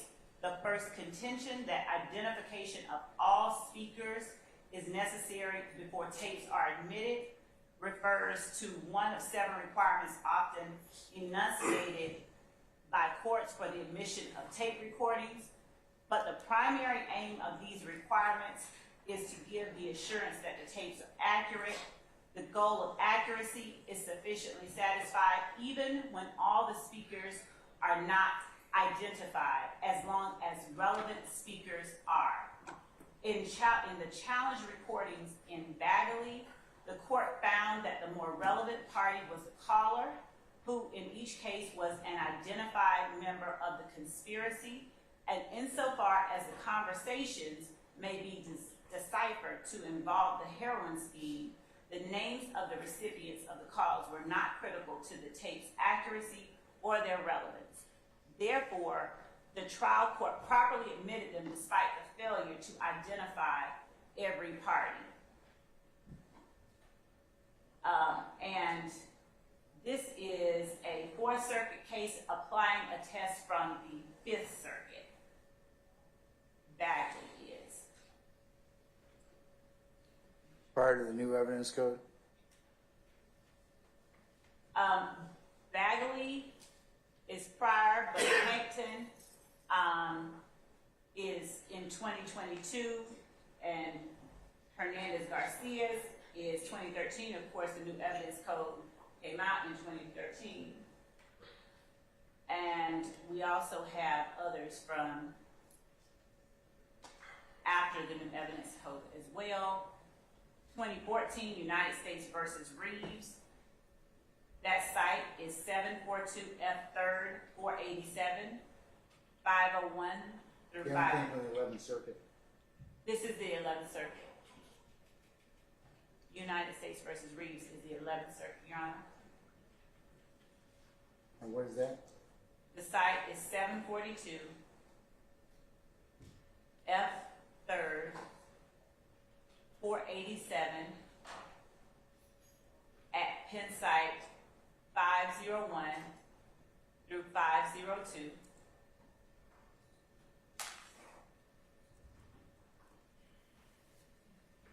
And in Reeves, the court cited Biggins, Biggins, which was a Fifth Circuit case.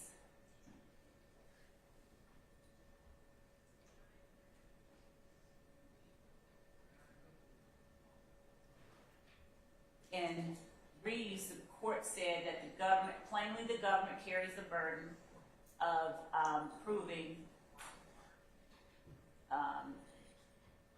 four things, the most relevant of which is the identification of the relevant speakers. But even if one or more of the requirements has not been satisfied, if there is independent evidence of the accuracy of the tape recording admitted, we shall be extremely reluctant to disturb the trial court's decision to admit the recording.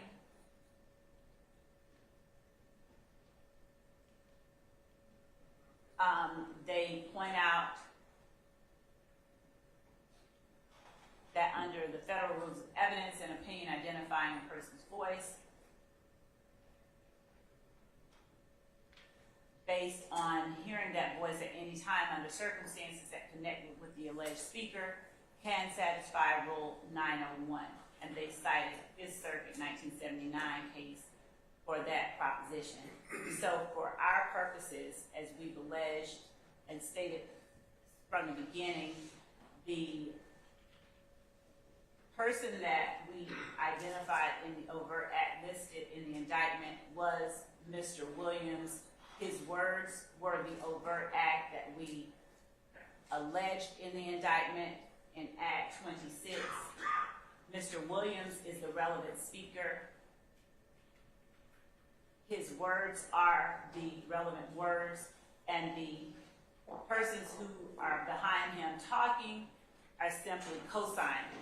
Okay, you said that twice now. Okay, at least I won't three say times. it again. All right, so let me hear from your colleagues across the table here. Mr. Steele, you want to start out, please? Your Honor, in both Hernandez-Garcia, I apologize. In both Hernandez-Garcia versus State 322 Georgia Appeal 455, 2013 case, it's a Division 4A. What our court said is here the witness called by the state to authenticate the recordings and transcripts testified that she had heard the conversations as they occurred and were recorded, and she had transcribed the conversation as she heard them and as they were being recorded, and that the transcripts accurately reflected the recorded conversations.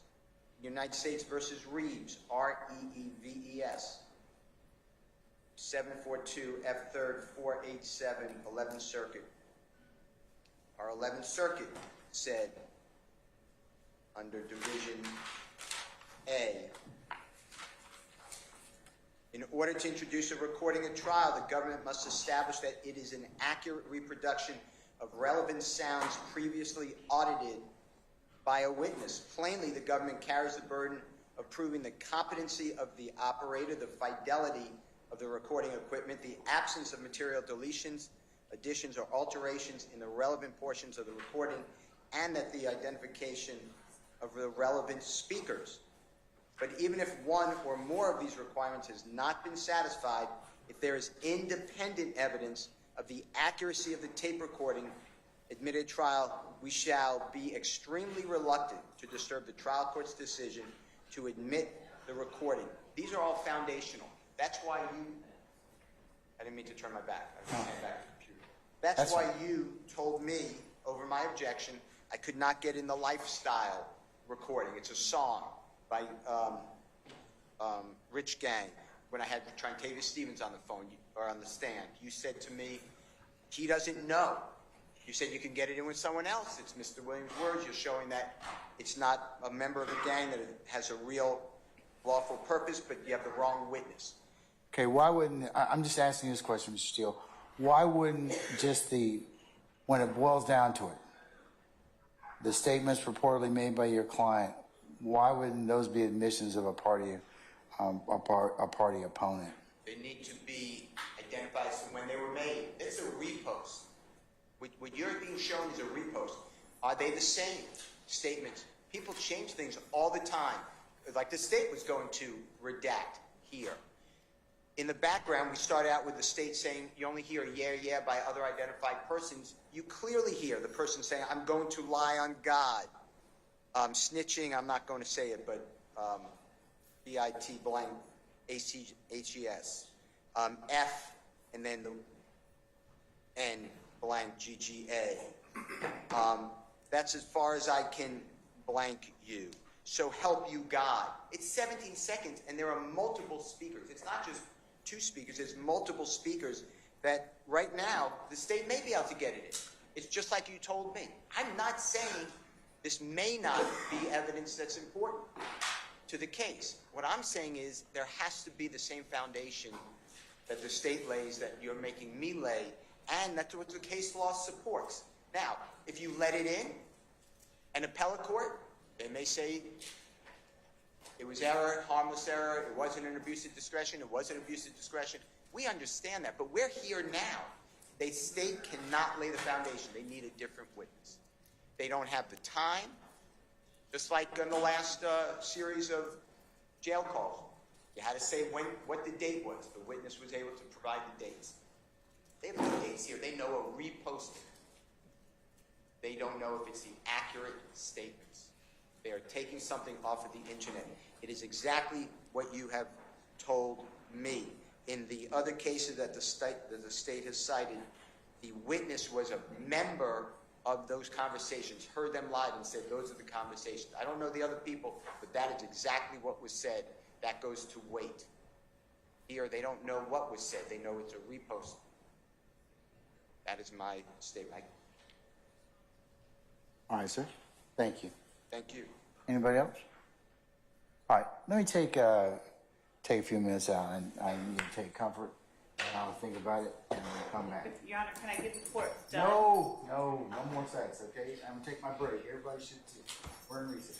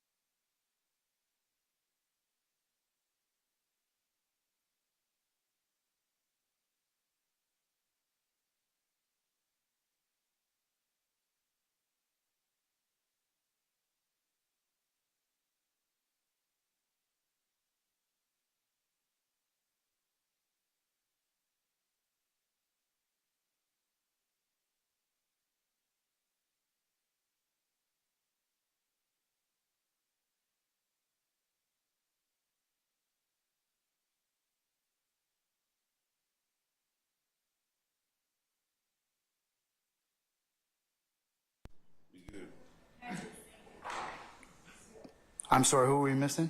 Matthew Senior, but we got Okay. Junior. Oh, Junior's here though. Mr. Matthews Jr., I apologize.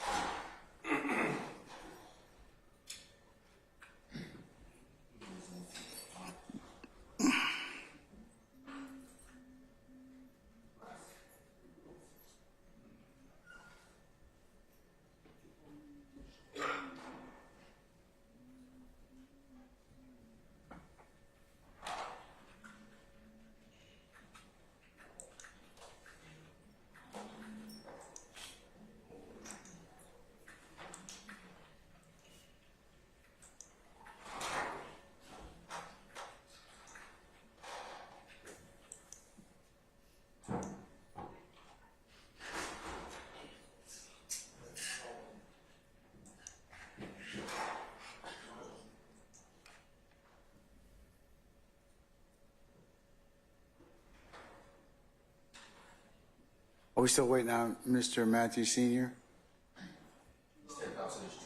I'm sorry? Oh, you're good. Okay. All right. Thank you, sir. Appreciate it. All right. Okay. The court's had an opportunity to kind of consider the issue presented to it as to the exhibit. That being states 112 Bravo Bravo, the digital media of the incident involving the posting of January 26th of 2015. I'm going to sustain the objection as to foundation at this time. However, much like many of the rulings I've made, they're subject to reconsideration. In this particular circumstance, I believe that it is the opinion of the court that the original video as presented would at least the source would have to be at least identified for the purposes to make sure that there were no alterations of that particular video. I don't know whether or not they are, but I think that'd be part of the foundation in this case. So, for example, when we haven't had testimony of this quite yet, if it can be shown that this particular video came from Mr. Williams' Instagram page or some other social media site, and it's public and posted, and then it was re-grabbed and reposted, then that would finish the foundation for in the court's opinion. And the other issues that the court would take up at that point in time as to what it would play and for what purpose. Okay, so I'm going to sustain the objection right now, but if you can lay more foundation another time, I'll reconsider it, okay? Yes, Your Honor, and to understand, Your Honor, is the court saying that only postings of a party opponent on the party opponent's website can be? No. It has you have multiple issues with this particular piece of evidence. We haven't gotten to the reason that you want to put it in. That's separate. Okay? The first part has to be the foundational aspect of is it true and is it authentic? So in order for you to do that, you need to show where the original posting came from so there's no alteration of that particular post. I would need to see that in order for me to kind of make further decisions on whether or not that particular statement is admissible. So I'll get to that, but I think that if you can show that where it came from to begin with, that there's some reliability that, hey, it came from Mr. Williams' website or a post from Mr. Williams, then I'll reconsider it at that point in time. I just haven't heard any testimony about that. I didn't know if the court saw at the bottom it said at Thugger1. It referred to Mr. Williams' website. I understand that. And so, but it's still a reposting. And in doing so, Mr. Garlington was adoptively admitting Mr. Williams' words as Mr. as our evidence book says, statements of a party opponent are admissible without presentation of any predicate or foundation. The definitional exemption for individual. Where's that? It's on page 463. It's in 24.8.801 D2A. It's the 24-8 what? 801. 24-8 dash what? 801, 801, Your Honor. Delta 2 Alpha. And it is under the heading Foundational Factors. And for the court's edification, it's the 8th edition, page 463, the 3rd paragraph down.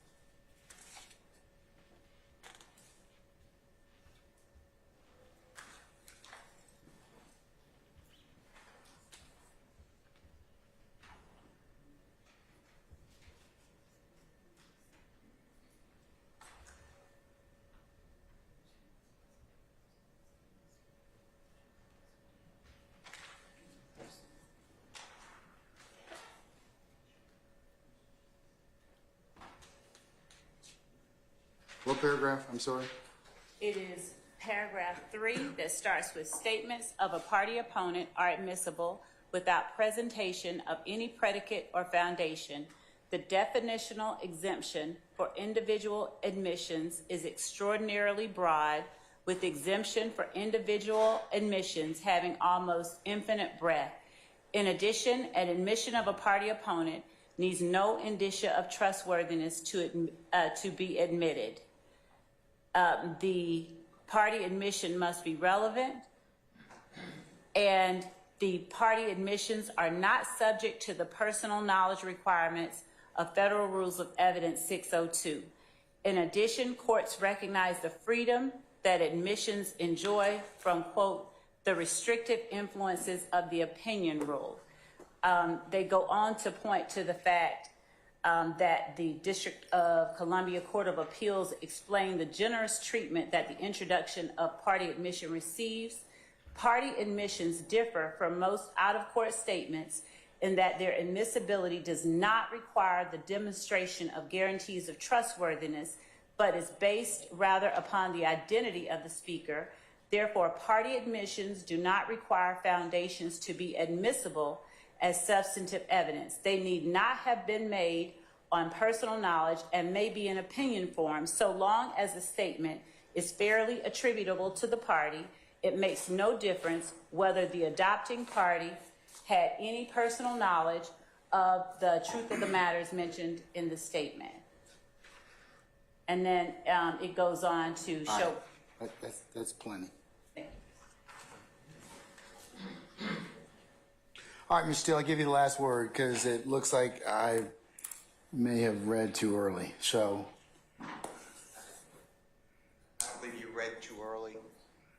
Statement of a party admission has to be an admission. Party opponent. An admission by a party opponent, I thought. Admission by a party opponent. Yes, sir. An admission has a specific text and connotation in law. It's different than a confession, which admits all elements. An admission admits some of the elements. Here, this is a statement. The state still has to be bound by the foundational requirements that you have sustained the objection. Okay, stop.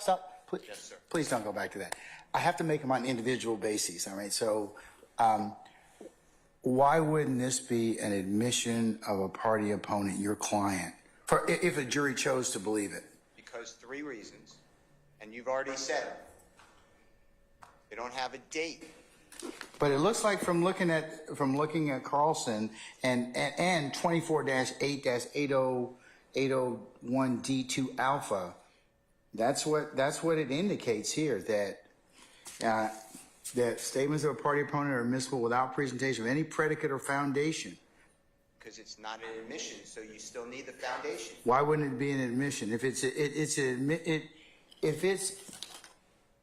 it's believed by the jury for what it stated in the statement, it goes to whether or not your client's a leader. It goes to whether or not he has control. It goes to several other purposes that the state mentioned earlier in terms of his relationship to YSL, intent. So if the jury believes that, because that's certainly within their purview. But why wouldn't it be admission by a party opponent for that reason? Because the state is saying they charge in an overt act that this statement was made, reposted on the 26th day of January 2015. There's no evidence of that. But it looks like, I'm sorry, go ahead, sir, I apologize. Go ahead, I'm sorry, go ahead. My position is it's not an admission without there's some sort of context. This was said for this reason, to stop people from cooperating, or this was said for this reason. But that's what the jury needs to decide on that issue. Foundational requirement, like you said. I believe a foundation still is. Okay.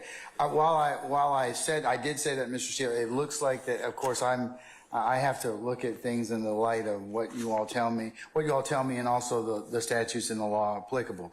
But it appears that it looks like from statements of a party opponent are admissible without presentation. If I believe that the statements in 112 Bravo, the digital media from January 26, 2015 are in fact an admission against interest. Well, I don't believe or admission of a party opponent, I should say. I don't believe that it fits in that category because we don't have any of the date that it was made. If it was truly that statement of Mr. Williams, I still say that the state, they started out with, it's all Mr. Williams' statement and there's nothing else said except yeah, and indiscernible. That's wrong. Then they started out with, they don't have to identify the speakers. I believe that's wrong. And now they are at a position where they don't have to lay any foundation because it has to be an admission of a party opponent. But it looks like under 24-8-801 D2A that it's not required. Okay. It's not required. Well, then I need. And I'm looking at the statute right now, and it says, admission shall not be excluded by the hearsay rule. An admission is a statement offered against the party. A statement means an oral or written assertion or a nonverbal contact of a person is if it's intended by the person as an assertion. Your client is allegedly making a statement in this particular video, which arguably is an admission by a party opponent for what the state is claiming in Act 26, as well as Count 1. So, I mean, and that's for the jury to decide, but whether or not they want to take it as that. But it appears that if I'm reading 801 D2A correctly, that the foundation has been met. Well, then I didn't know about this when we broke. If I would have known about this issue, I would have done it over the break. I just learned about it. I'm assuming when the court learned about the state's new position, I'd like time to look at it because my memory is this is not an admission, but I have to get you the cases. I can't cite a case to you off the top of my head. I apologize, but I can't do it. No, I mean, look, I'll give you 5 or 10 minutes if you can find me a case that says it's not a statement against interest or a statement by a party opponent, but admission by a party opponent. I'll take that into consideration, sir. Okay. Thank you. All right. So I'm just gonna pause for just about 10 minutes, and I'll go ahead and let you all confer about that. Okay.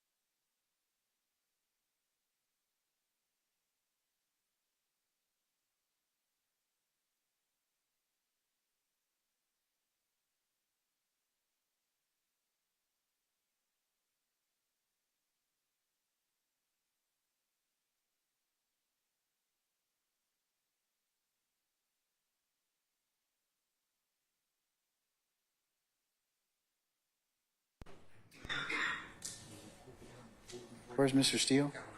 Oh, there he is. Okay, all right. Let me go ahead and just as an opening kind of to the court's addendum, just tell you that I'm only going to consider the statement and want to hear argument as to whether or not it falls within 24-8-801D2A, because from doing a little more research, if it's an admission against interest in the statements in a criminal case, and this is a case law, and I'm looking at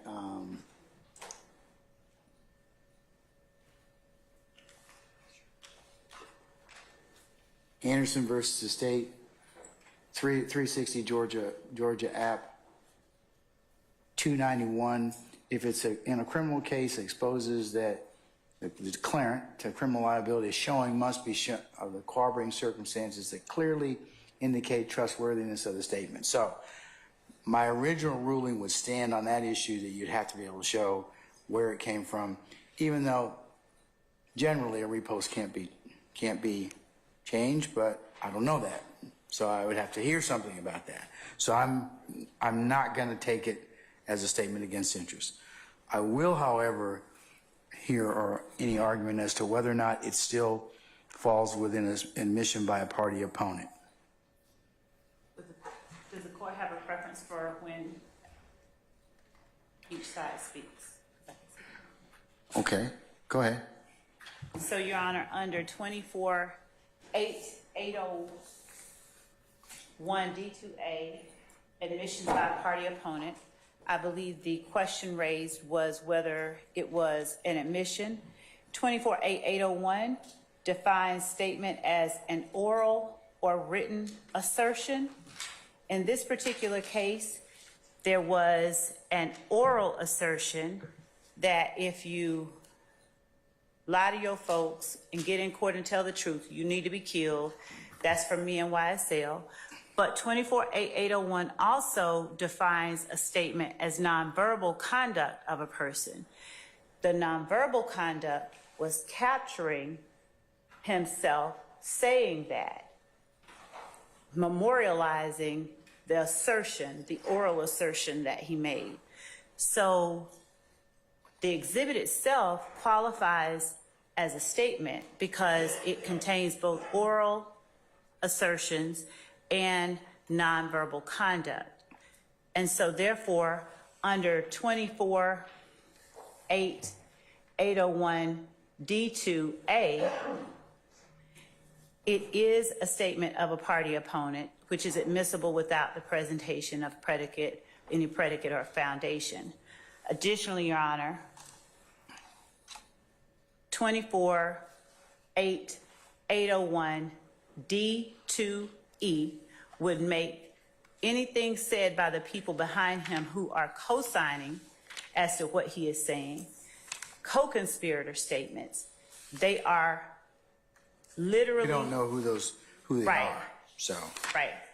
And so what we hear happening by the primary and only relevant speaker, and that being the defendant Williams, is as he is saying, y'all need to get killed, bro. That's from me and YSL.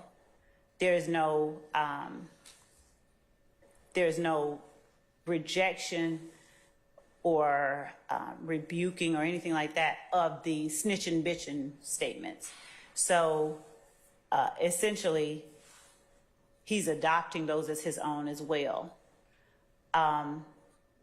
He being Mr. Williams, so purportedly, right? Yes. Okay. And so we primarily stand on the admissions by a party opponent, and as to the commentary that is also heard, we would argue that Mr. Williams has adopted those, and that any argument to the contrary goes to the weight and not the admissibility of the statements, and the jury is the proper entity to weigh that statement. All right, madam. Thank you. Mr. Steele.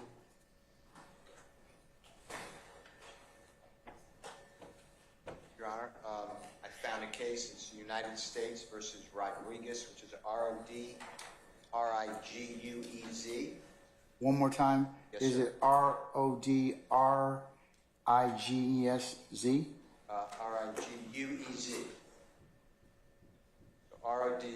R-O-D-R-I-G-U-E-Z. Yes, sir. And it's 427, Fed, which is FED period, appendix APPX period, 784, One more time, I said yes, sir, 427, 427. Fed, I'm FED sorry. period, appendix APPX period, You said Fed appendix? yeah, FED period, APPX period, 784. All right. It's in division Let me see if I can find it. C1. Hold on 1 second.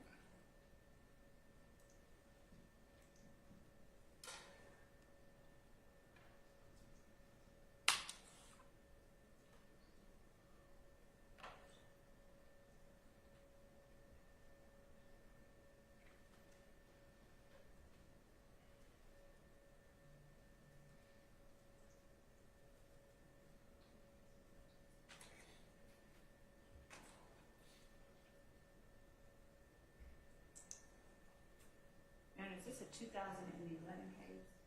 Yes. It looks like it's 2011. Is that correct, Mr. Steele? Correct. May 25, 2011. That would be before the new evidence code. Right, took in effect. Georgia, but it's 11th Circuit, so we adopted their evidence code. That's what we did. So this would be the law that from the 11th Circuit. All right. So what section are you asking or inviting my attention to? C and then 1. It's maybe halfway down in the opinion. C and then 1? Okay. Yeah, so it starts with C, and it's titled, "The District Court Did Not Abuse Its Discretion in Admitting Evidence." There's a paragraph explaining it, and then it goes into 1. Hold on 1 sec, sir.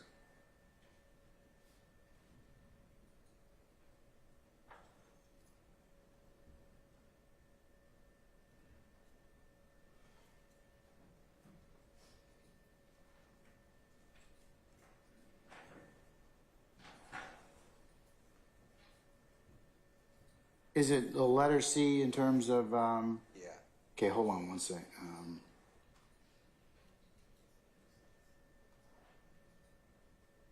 It's in, under Roman numeral 3, it says discussion. And then it starts with A, B, and then C, and then 1.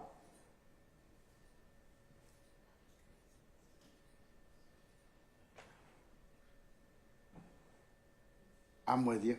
Okay.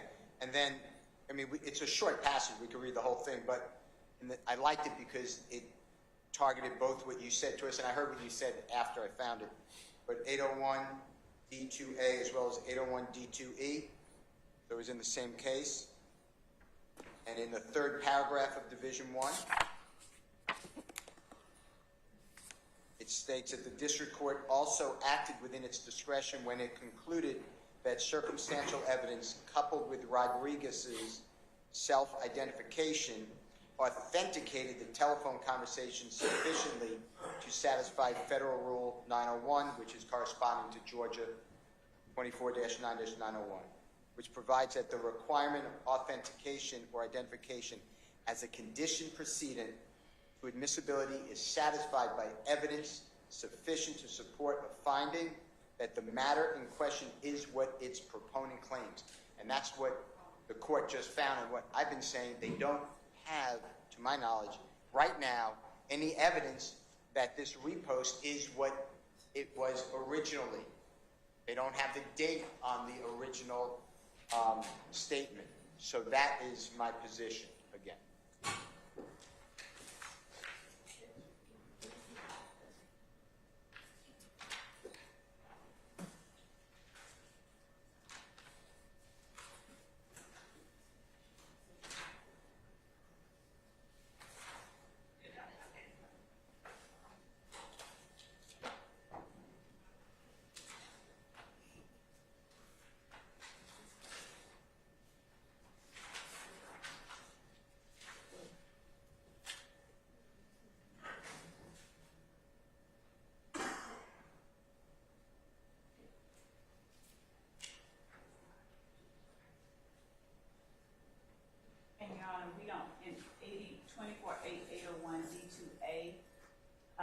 which is our statute, it has no requirement of date and time as Mr. Steele is asserting.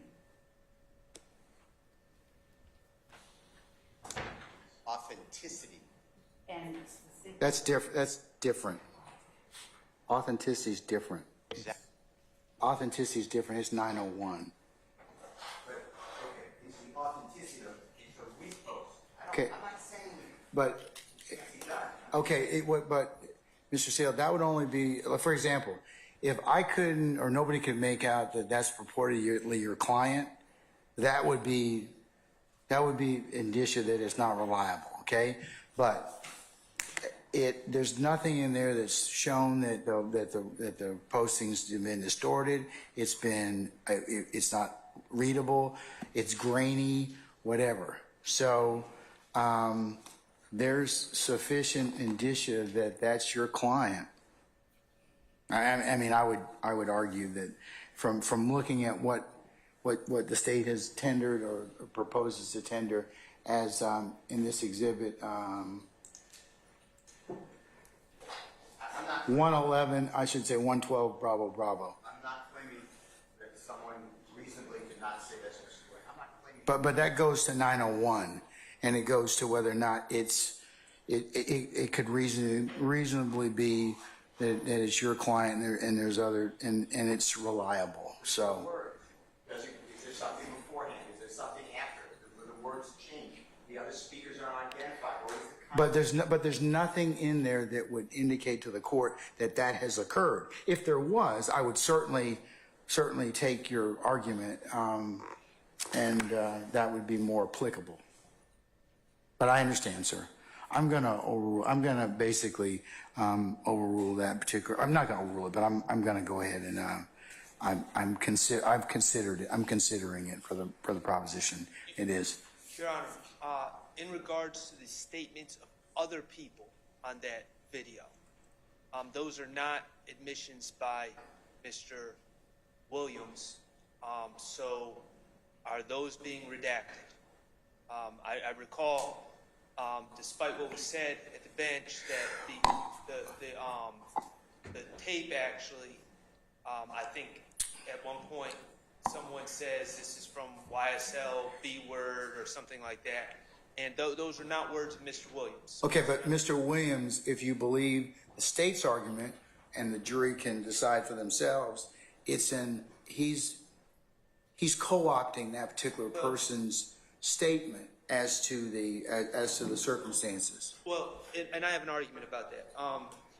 Essentially, what we're talking about under the law is the case law refers to as an adoptive admission, and two things. Well, no, it's different because you're still dealing with statements of a party opponent. Okay. Right, but if it's not the person, if it's not the party itself making the statement, then the only way it's admissible is if it's adopted by the party. That's what an adopted admission is. And according to the 11th Circuit and the case law, it's very limited case law in Georgia, but two criteria must be met. First, the situation must be such that the innocent would normally be induced to respond to the words of the other person. And second, there must be sufficient foundational facts from which it can be inferred that the defendant heard, understood, and acquiesced to the said statement. And this is my argument. It's going to be by analogy. I'm on the phone with Mr. Steele. We're talking about the day we were in court, and then Mr. Steele says, and Max, remember that armed robbery that we did in 2020? And then he hangs up the phone. Well, I didn't have much of a... That's a little different. Well, hey, because that's called a tacit admission. That's a statement that somebody... Listen, that's a statement that somebody makes that you expect them to say. It's just like, like somebody who says, did you hit Frank? I didn't. Well, right. You'd expect somebody to deny that immediately. Correct, but from my recollection of watching the post, that last part was said at the very end of the post, and there was really no opportunity to respond, to acquiesce, to do anything, and then the post ended. So my argument is, you know, I agree with Mr. Steele that it should not be admitted at all, and that's my stance. But if it is going to be admitted, the words of a third party, I don't believe that Mr. Williams' lack of chastising the person, whoever said it, in the 1 second that the clip continued before it was turned off, constitutes an adoptive admission. And so All right. that's my stance. Thank you, sir. All right, State, you wish to be heard on that issue? Yes, Your Honor. What is happening, as the court heard, is that the person who is echoing Mr. Williams' comments about people who come into court and tell the truth need to get killed, that's from him and YSL, they're actually echoing Mr. Williams' statement as opposed to Mr. Williams' statement simply adopting his. The other thing that I would point out is that this is a much different situation than, say, someone taking a selfie and getting photobombed unknowingly by Mr. Brown standing behind me until I look at the picture. Mr. Williams has a camera up to his face. He is video recording himself, and it's audible to a listener that words are being spoken. He did not have to keep that recording. So his nonverbal conduct was the recording of himself and the capturing of that echoing or that co-signing of the person who is signing on to what he just said. It's not a simple matter of Mr. Williams adopting or not adopting the person behind him. It's the person behind him echoing and adopting his admission. And by recording himself and that person on that video recording, Mr. Williams is essentially signing on to the sign-on, if you will. He is agreeing with what that person is saying. They are synonymous. Snitching bitches is the last thing I think that someone said, and that is essentially the same as you come into court and tell the truth, you need to get killed. That's from me and YSL. And so, as you stated earlier, Your Honor, under 248801 D2A, given the definition of statement as both an oral assertion and as a nonverbal conduct, the oral assertion qualifies as a statement that Mr. Williams is making, that a person who comes in and testifies should get killed from him and YSL, and the nonverbal conduct is recording himself and the person co-signing with him on a videotaped medium. Your Honor, the state in their argument just made a whole bunch of assumptions that there's no evidence to support. They just stated that Mr. Williams was taping himself. I don't know how we can make that determination. They said that Mr. Williams decided to post it himself. I don't know how we can make that determination, and that's the whole point. We don't know these things. There's a lack of foundation. In terms of what, sir? Well, I mean, they just said that Mr. Williams taped himself. I'm not agreeing to that. They're saying Mr. Williams chose to post it on the internet. I'm not agreeing to that. So these are the foundational requirements that they're just kind of stating it as so, but I don't believe that that's been proven. So, and that's relevant to the issue of the adoptive admission part, or as you called it. I think we're talking about the same thing. You called it a tacit admission. I call it adoptive admission. I think essentially we're talking about the same thing.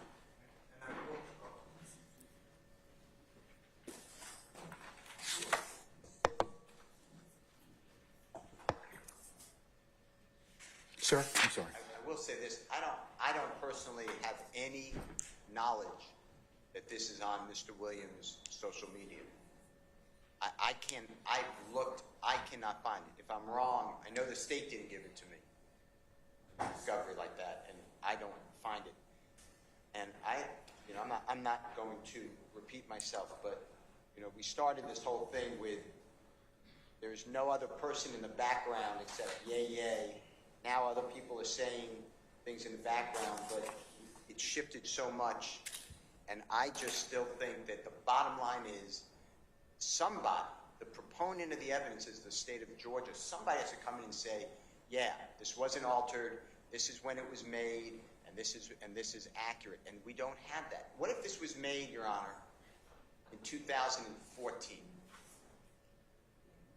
Just for instance. But the challenge is that under current Georgia law, as it pertains to admissions by a party opponent, it's admissible without presentation of predicate or foundation. Unlike if you have a statement against interest, or unlike if you've got conspiratorial statements, there are a couple other things that need to be brought up. But this particular statement is being offered for the admission by a party opponent, and that's what the law provides under 24-8-801D2A. Not really, because if you recall, it's posted, the state said it's being offered as a statement also of a party co-conspirator, excuse me. Okay, that's different. That would be under E. Right. And E requires different, but however, looking at E as well,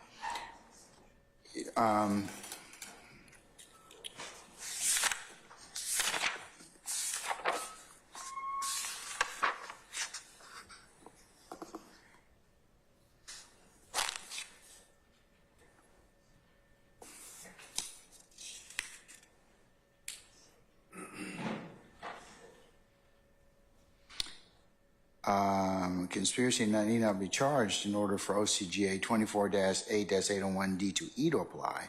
For evidence to be admissible under this rule, the government must prove the existence of a conspiracy by preponderance of the evidence. In considering whether a conspiracy was established for purposes of this rule, courts do not require the conspiracy to be proven prior to the admission of the evidence in question, but only that the conspiracy was proven at trial. So, but their primary purpose is under 801D2A. Please correct me, but I believe the foundation is needed because remember how the state is using it is they're saying they charge it like this. They put it in the overt act. I think you said 26. I can't remember. I think you said that. They put it as a repost or posting by Mr. Garlington. It's not Mr. Garlington's statement. They're saying that it's Mr. Garlington's statement to warn people because they're in a conspiracy, so it's a co-conspirator statement. So I still believe that the statement originally by Mr. Williams has to be authenticated, as we've been discussing. The law does. I don't think it does. I mean, there's nothing in here that says that statement has to be authenticated. It just says co-conspirator statements may be admitted when the prosecution shows by a preponderance of the evidence that a conspiracy existed, 2, that a conspiracy included the declarant and the defendant against whom the statement is offered, and 3, the statement was made during the course and in furtherance of the conspiracy.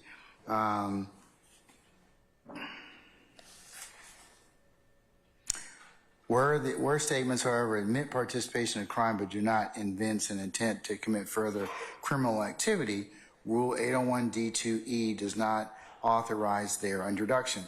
I would submit from the court's perspective that the statements could be considered by the jury for the other purposes of what your client said about people coming into court, making purported statements. So I believe that it would satisfy still the dictates of 801D2E, but remember the state's offering it under 801 for count 26, but also for the overt act under count 1.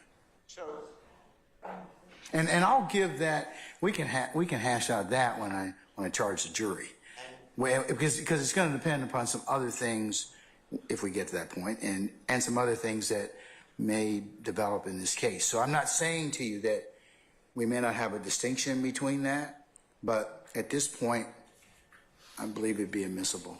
okay, and listen, I respect your ruling, but that's why I found the Rodriguez case, because it discusses both 801D2A and 801D2E in the same C1 section, and they discuss specifically the authenticity under 901. That's why I thought it was a good case.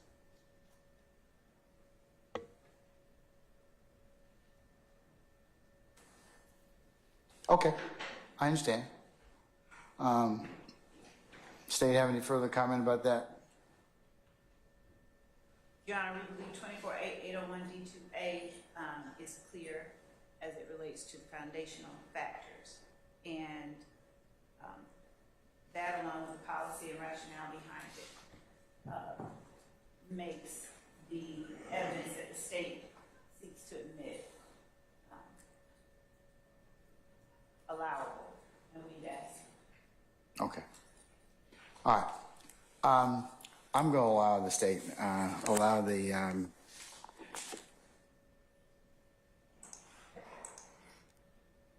state's 112 Bravo Bravo, the statement made on January 26th of 2015, over objection.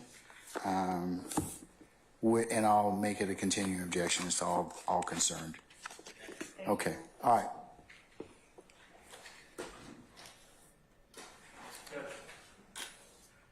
Yes, sir. Before the jury comes back in, can I have about 3 minutes of course time? I'd like to address something. Else? Your ruling's done. You've already ruled. That's fine. We accept that. But I do want to address something that occurred with the bench that I want the court to address. Sure.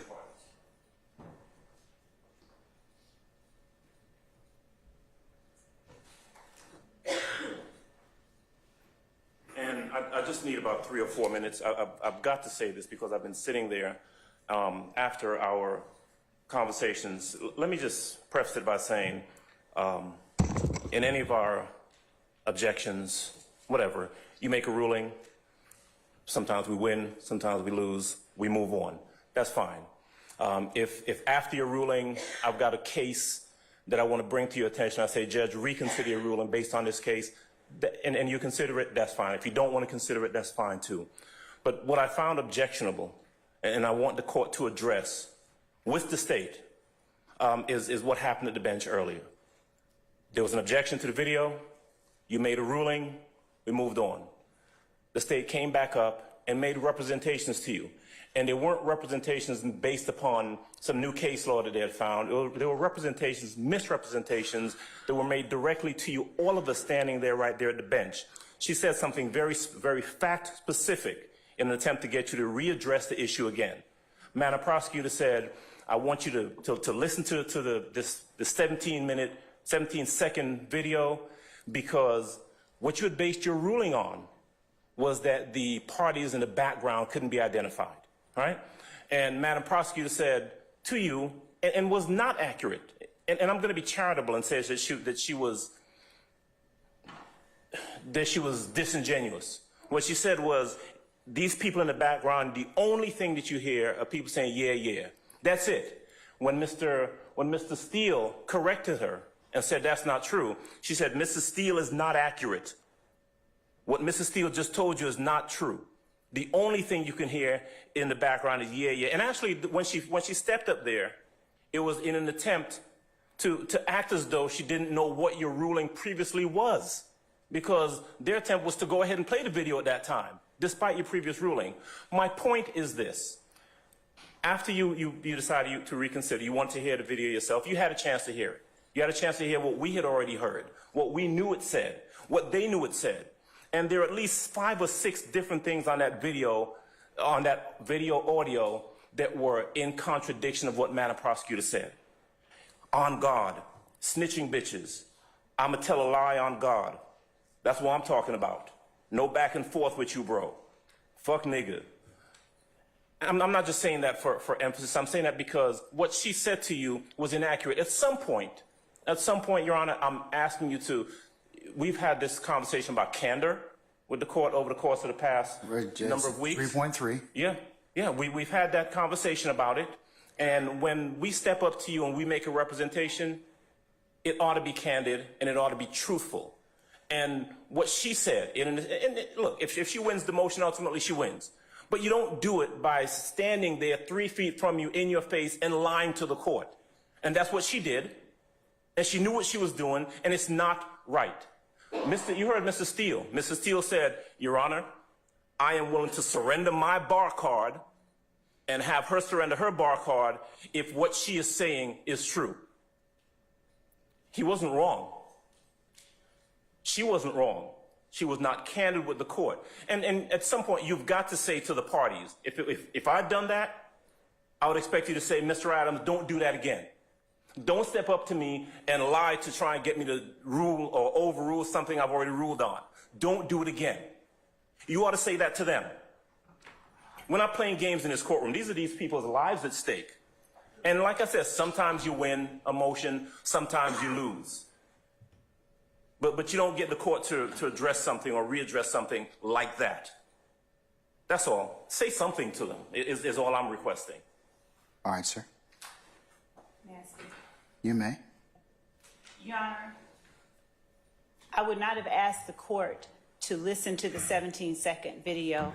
But what you did tell me, Ms. Love, wasn't the entirety of what was purportedly on States 112 Bravo Bravo. It did have other statements on it. It's different if you'd have told me, Judge, there are statements on there. Probably need to listen to them for yourself. Not just yeah. Your Honor, my recollection, and I'm going to speak candidly because it's been I would hope along. there would be nothing less than candor. And Your Honor, that's what I've been pushing for all along. There have been times, as the court is aware, that we have been at the bench and misrepresentations, bald misrepresentations have been made, and the court has seen my reaction to them. I am the one that's constantly saying I have a duty of candor to the court. All of you do. All of you do. We do. And when Mr. Adams just read those series of things that he read, those half of what he said, I didn't catch. The part that I did catch and remember is the part I kept repeating just now, snitching bitches. And I didn't even recall that part was there. But what I did know was that the relevant portion and the relevant speaker was Mr. Williams. And Your Honor, I'd ask, we can do this in chambers or wherever, but Your Honor, I believe that certain requests and comments to the court have risen to a level of being not true motions or requests based on legal analyses, but more leveled specifically on a personal level, which I've attempted to stay away from. Whatever one's reason for doing what they do, if it's to better advocate for their client, that is fine, they're entitled. Well, you're not entitled to do everything in whatever position you're from, be it the state or be it the defendants, because you have a overall right of candor, responsibility of candor to the court. I agree, Your Honor. There are certain things you just cannot do anyways. Zealous advocacy is one thing, but it should never be confused for misstatements or for anything else that's not less than candid to the court. I think both sides, you all are fighting very diligently and valiantly about your respective sides. And as I said a couple of days ago, what the public sees is there's friction between the state, the defense, and the court. That is natural, and it is good for the system because it shows that we are not in collusion with one another. Justice is what it will be, and whatever this jury will decide. But what I am going to just advise everyone to kind of relook is what you tell each other, what you tell me, because there have been times where I have not received, I would consider what is accurate information. Let me just put it that way. Okay. And I know, and I'm not trying to attribute, dishonesty to any party, but I have to rely, all courts have to rely upon counsel for their representation. So if you can't remember what it is, just tell me that. It's just like your duty to, upon asked if there's any adverse position to this particular statute of law, you're required to tell me. I mean, I understand there's zealous advocacy, but I would also just remind everybody within the sound of my voice, professionalism really does matter to you all, and it matters to the court, and it matters to those that are watching this particular trial. yes, there have been some times that these proceedings are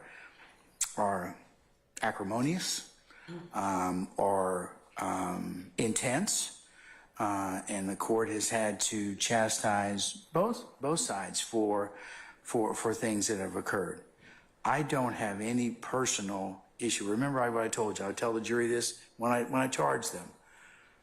The court has no interest in this case. My sole responsibility is to see that it is tried fairly as to both sides. So, and I maintain that in terms of I respect everybody in here as advocates, but I do need to have you just relook what you're saying to each other and to the court, because it really does make a difference in terms of our presentation before this jury, and then ultimately the jury is going to make a decision. So,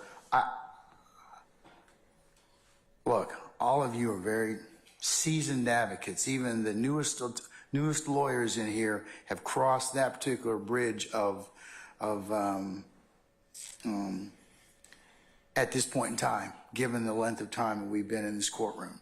So I can just tell you from everybody's perspective, Ms. Love and everyone else, Mr. Adams and all of you in here, that you all have jobs you have to do. The court understands that. But please remember at the end of the day, this won't be the last case you try with one another, and won't be the last issue that you try.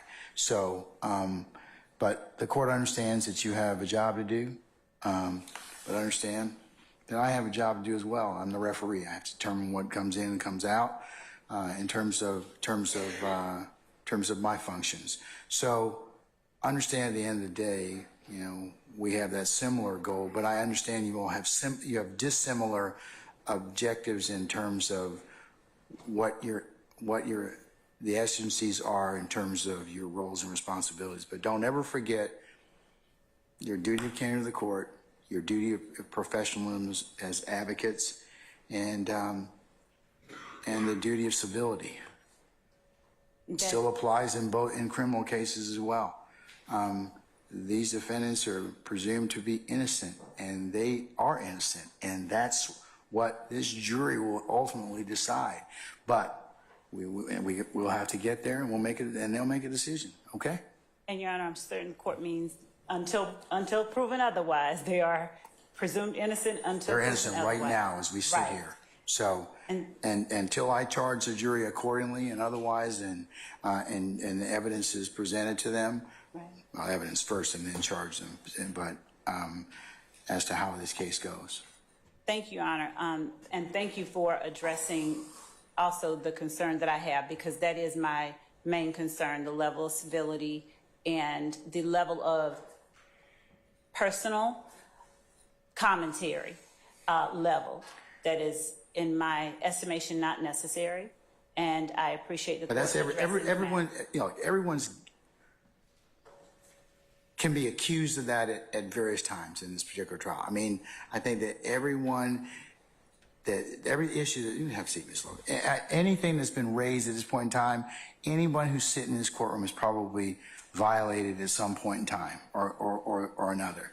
However, let's just try and do better in terms of that. But just like I told you with evidence and the other things that need to be brought forth, let's try and do better with that, because certainly, as I mentioned earlier, I don't want to have the jury sitting here for as long as for long periods of time when we take up other business. So we need to plan accordingly. But I think you all could probably, do a better job at least forecasting what is going to be tendered or submitted so that we can minimize delay. So, I mean, to the extent you all have started to do that, it seems to be working a little bit better, but we'll see how it goes. All right? All right, so I have ruled upon 112 Bravo Bravo. What I'd like to do is how much do you have left of your witness here? I wanted to play the video, Your Honor. So how much? It was, I believe, 7 Okay, so how much more do you, just estimate, okay? Because I'm gonna double whatever you tell me. So, how long do you think you'll have more of Sergeant Gaither? After that, I will pass the witness. All right. Councils, I know you all have plenty across, but this will be the end of our work week, and we'll pick up on Monday. Your Honor, outside of the presence of the jury, but on the record, would you permit me to ask Investigator Gaither, when she returns on Monday, to bring all of her reports related to the Dexter Montgomery case? Remember, she's retired from APD. Okay, well, I just want her reports. I can't, look, it's not a deposition, okay? It's not, okay? But I think she's going to be on the stand a little while for cross. So I would think that, and the state, have you asked her independently outside, or? I asked where her reports are. I didn't specifically ask her to bring them. If you'd allow me to walk out there, and I just don't want her to leave. I'd like her to bring her reports on Monday. If she has them. Well, if she has them, of course. And Your Honor, would the court allow us to just finish up the last bit and then? Why don't you ask her now so I can go ahead and do that, and then we'll know, and I can put that for purposes of the record. Just ask her that, and I'll take up something else right now, okay? Mr. Sharp did ask her outside in my presence. I did ask her if she could bring reports on Monday. She said she doesn't have them. Okay, well, just ask her and we'll, okay? All right.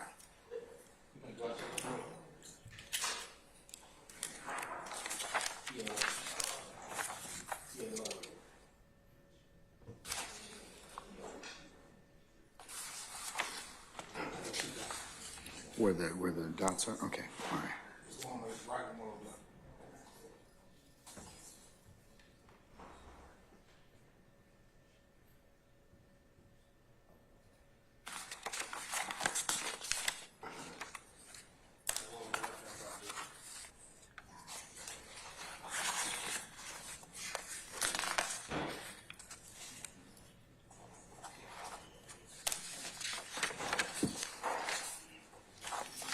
Or any of these other, oh, sorry.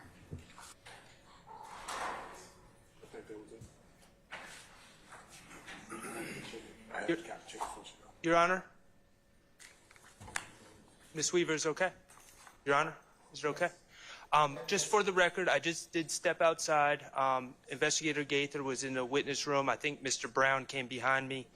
And I asked Investigator Gaither to please bring, to the extent that she's able, all her reports regarding the Dexter Montgomery case on Monday.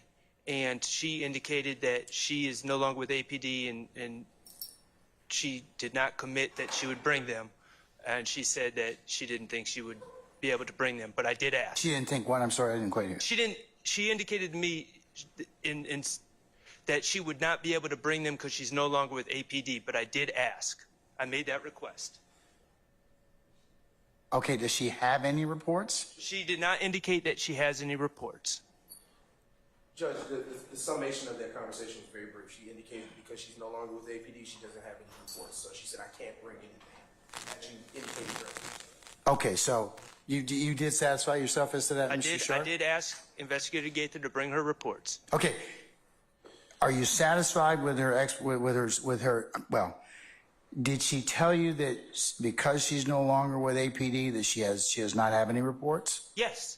Okay. And I'm not satisfied with that, but I understand. Okay, I understand that, but did you also ask her if she has any reports at home or anything that I asked her to bring the report. She said she didn't have access to the reports. Okay. Mr. Brown? What you said, Your Honor. She doesn't have any reports. So, all right, okay. Then you satisfied that inquiry, and it still is not acceptable to you, but that's fine. Yes. I'll note it for the record. Thank you. Okay. All right. Let's bring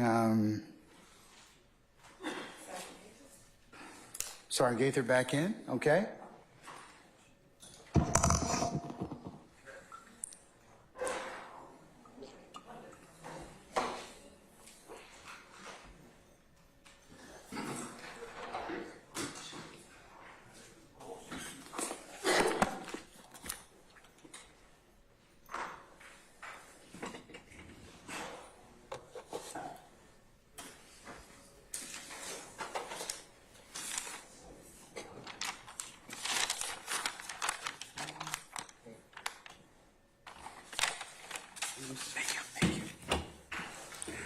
All right, Sergeant Ingram, summon our jurors, please, sir.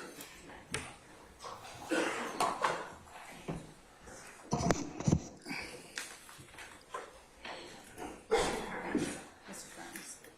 Burns, can I have sharing ability?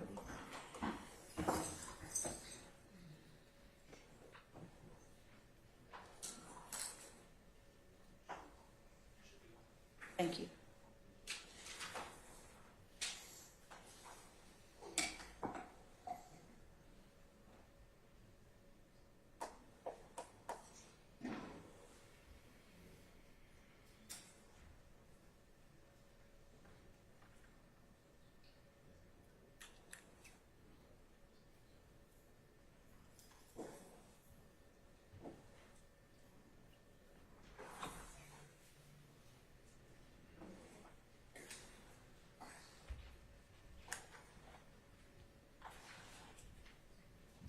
These would be administrative days.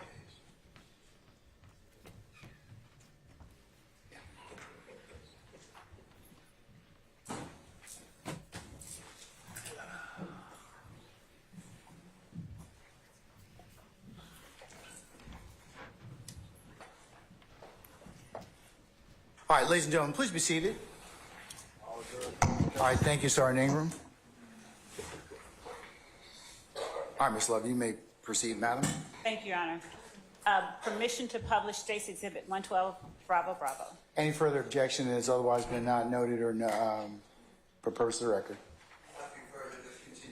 All right, I'm going to admit State's 112, Bravo, Bravo over objection with the caveats that the court has already ruled upon, and it may be published as you see fit.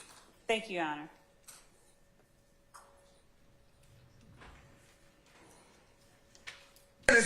So, nigga, a lot of they mama, a lot of they kids, a lot of they brothers and sisters didn't get ready in the courtroom to tell the God honest truth. Fuck, nigga. Don't get it. Y'all niggas need to get fucking killed, bro. You, God. You snitching bitches. From me and YSL.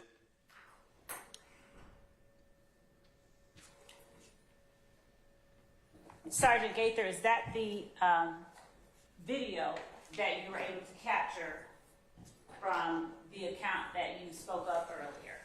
Yes. Thank you. Your Honor, at this time, I'll pass the witness. All right. Ladies and gentlemen, given the fact that it is Wednesday at 5:05 and we've had this was the work week that I promised you. At this point, we're going to recess for today. And since it's a natural stopping point, we'll go ahead and we'll reconvene on Monday. So,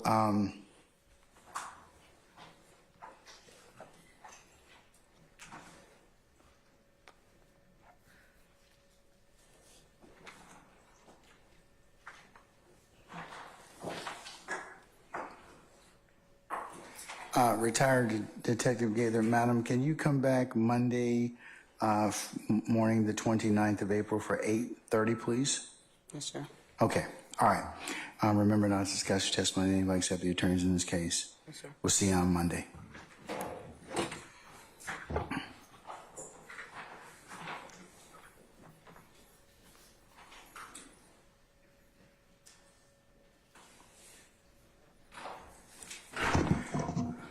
All right, ladies and gentlemen of the jury, any ministerial inquiry of me at this point? No. Okay. Before I give you your admonitions and ask this question again, we will have administrative days tomorrow and Friday. And I have signed the order effective as of tomorrow, so you will get remuneration for tomorrow and Friday since it's I've designated them as administrative days. Okay. All right. We will reconvene on Monday, the 29th. I'd like you all to be here as close to 8:30 as you can for our anticipated 9 o'clock start time on Monday. Okay. And we will work on Monday pretty much all day. Okay? Kind of similar to what we had today. All right. Ladies and gentlemen, any other ministerial inquiry at this point in time of me? All right. Let's go through your admonitions at this point in time, okay? When you leave, Put your notepads in the basket. Do not discuss this case amongst yourselves in onesies and twosies or as you go to whatever means of conveyance to get to your homes within our great county. Do not otherwise recap or handicap the testimony that you've heard thus far in this courtroom. Remember, you cannot consider this case until it's properly presented before you and the court gives you the instructions on how you're to consider it at the time and manner and place that when that time comes. So, remember not to let anybody discuss this case within your presence and hearing. If you should encounter anybody, either third party or anybody should reach out to you or speak this in your presence, myself and Sergeant Ingram would need to know immediately. Please do not go into any third-party sites. Do not try to do any extra research, because remember I told you you can only consider what's presented in the four walls of this courtroom. Do not go by and visit any of the scenes that may be depicted or may have been shown to you in this courtroom. You're not authorized to do that. That would be a violation of this court's admonitions. And remember, as you sit back there, I told you this before earlier, but I'll say it again, don't discuss whatever is going on in the courtroom at that point. You cannot do that as well, and that also would be a violation. Ladies and gentlemen, and again, thank you for your patience that you've given us and will continue to give us. And unless you have any other inquiry of me, bless you. We will see you on Monday, the 29th of April, 8:30 for an anticipated 9 o'clock start time or thereafter, okay? All right, so have a nice long weekend, and we will see you on bless you, on Monday, okay? All right, all rise.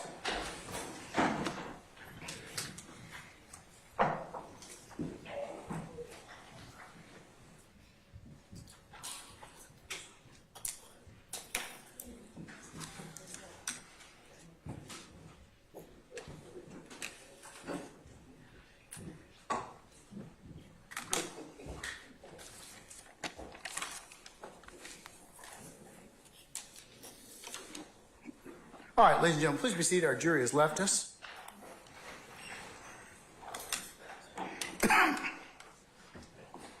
All right, counsels, is there anything else the court needs to take up before I recess you all for until Monday, the 29th at 8:30? You all need to be here close. Between 8:30 and 8:45, you all could be here so I can take up anything that may be required of the court before our juries are all assembled. Is there anything else I need to take up at this point in time? Related? All right. Mr. Sharp, you got that look. You got that? Okay. You got that look like you'd like to ask me something else, sir. No, I'm good for now. Thank you. Okay. Mr. Steele, anything, sir? No, sir. Okay. All right. Anybody else? Mr. Bott, you trying to get up or something like that, or what? Okay. From what? All right. Okay. All right. Councils, I'll see you on Monday the 29th, okay? All right. We're in recess.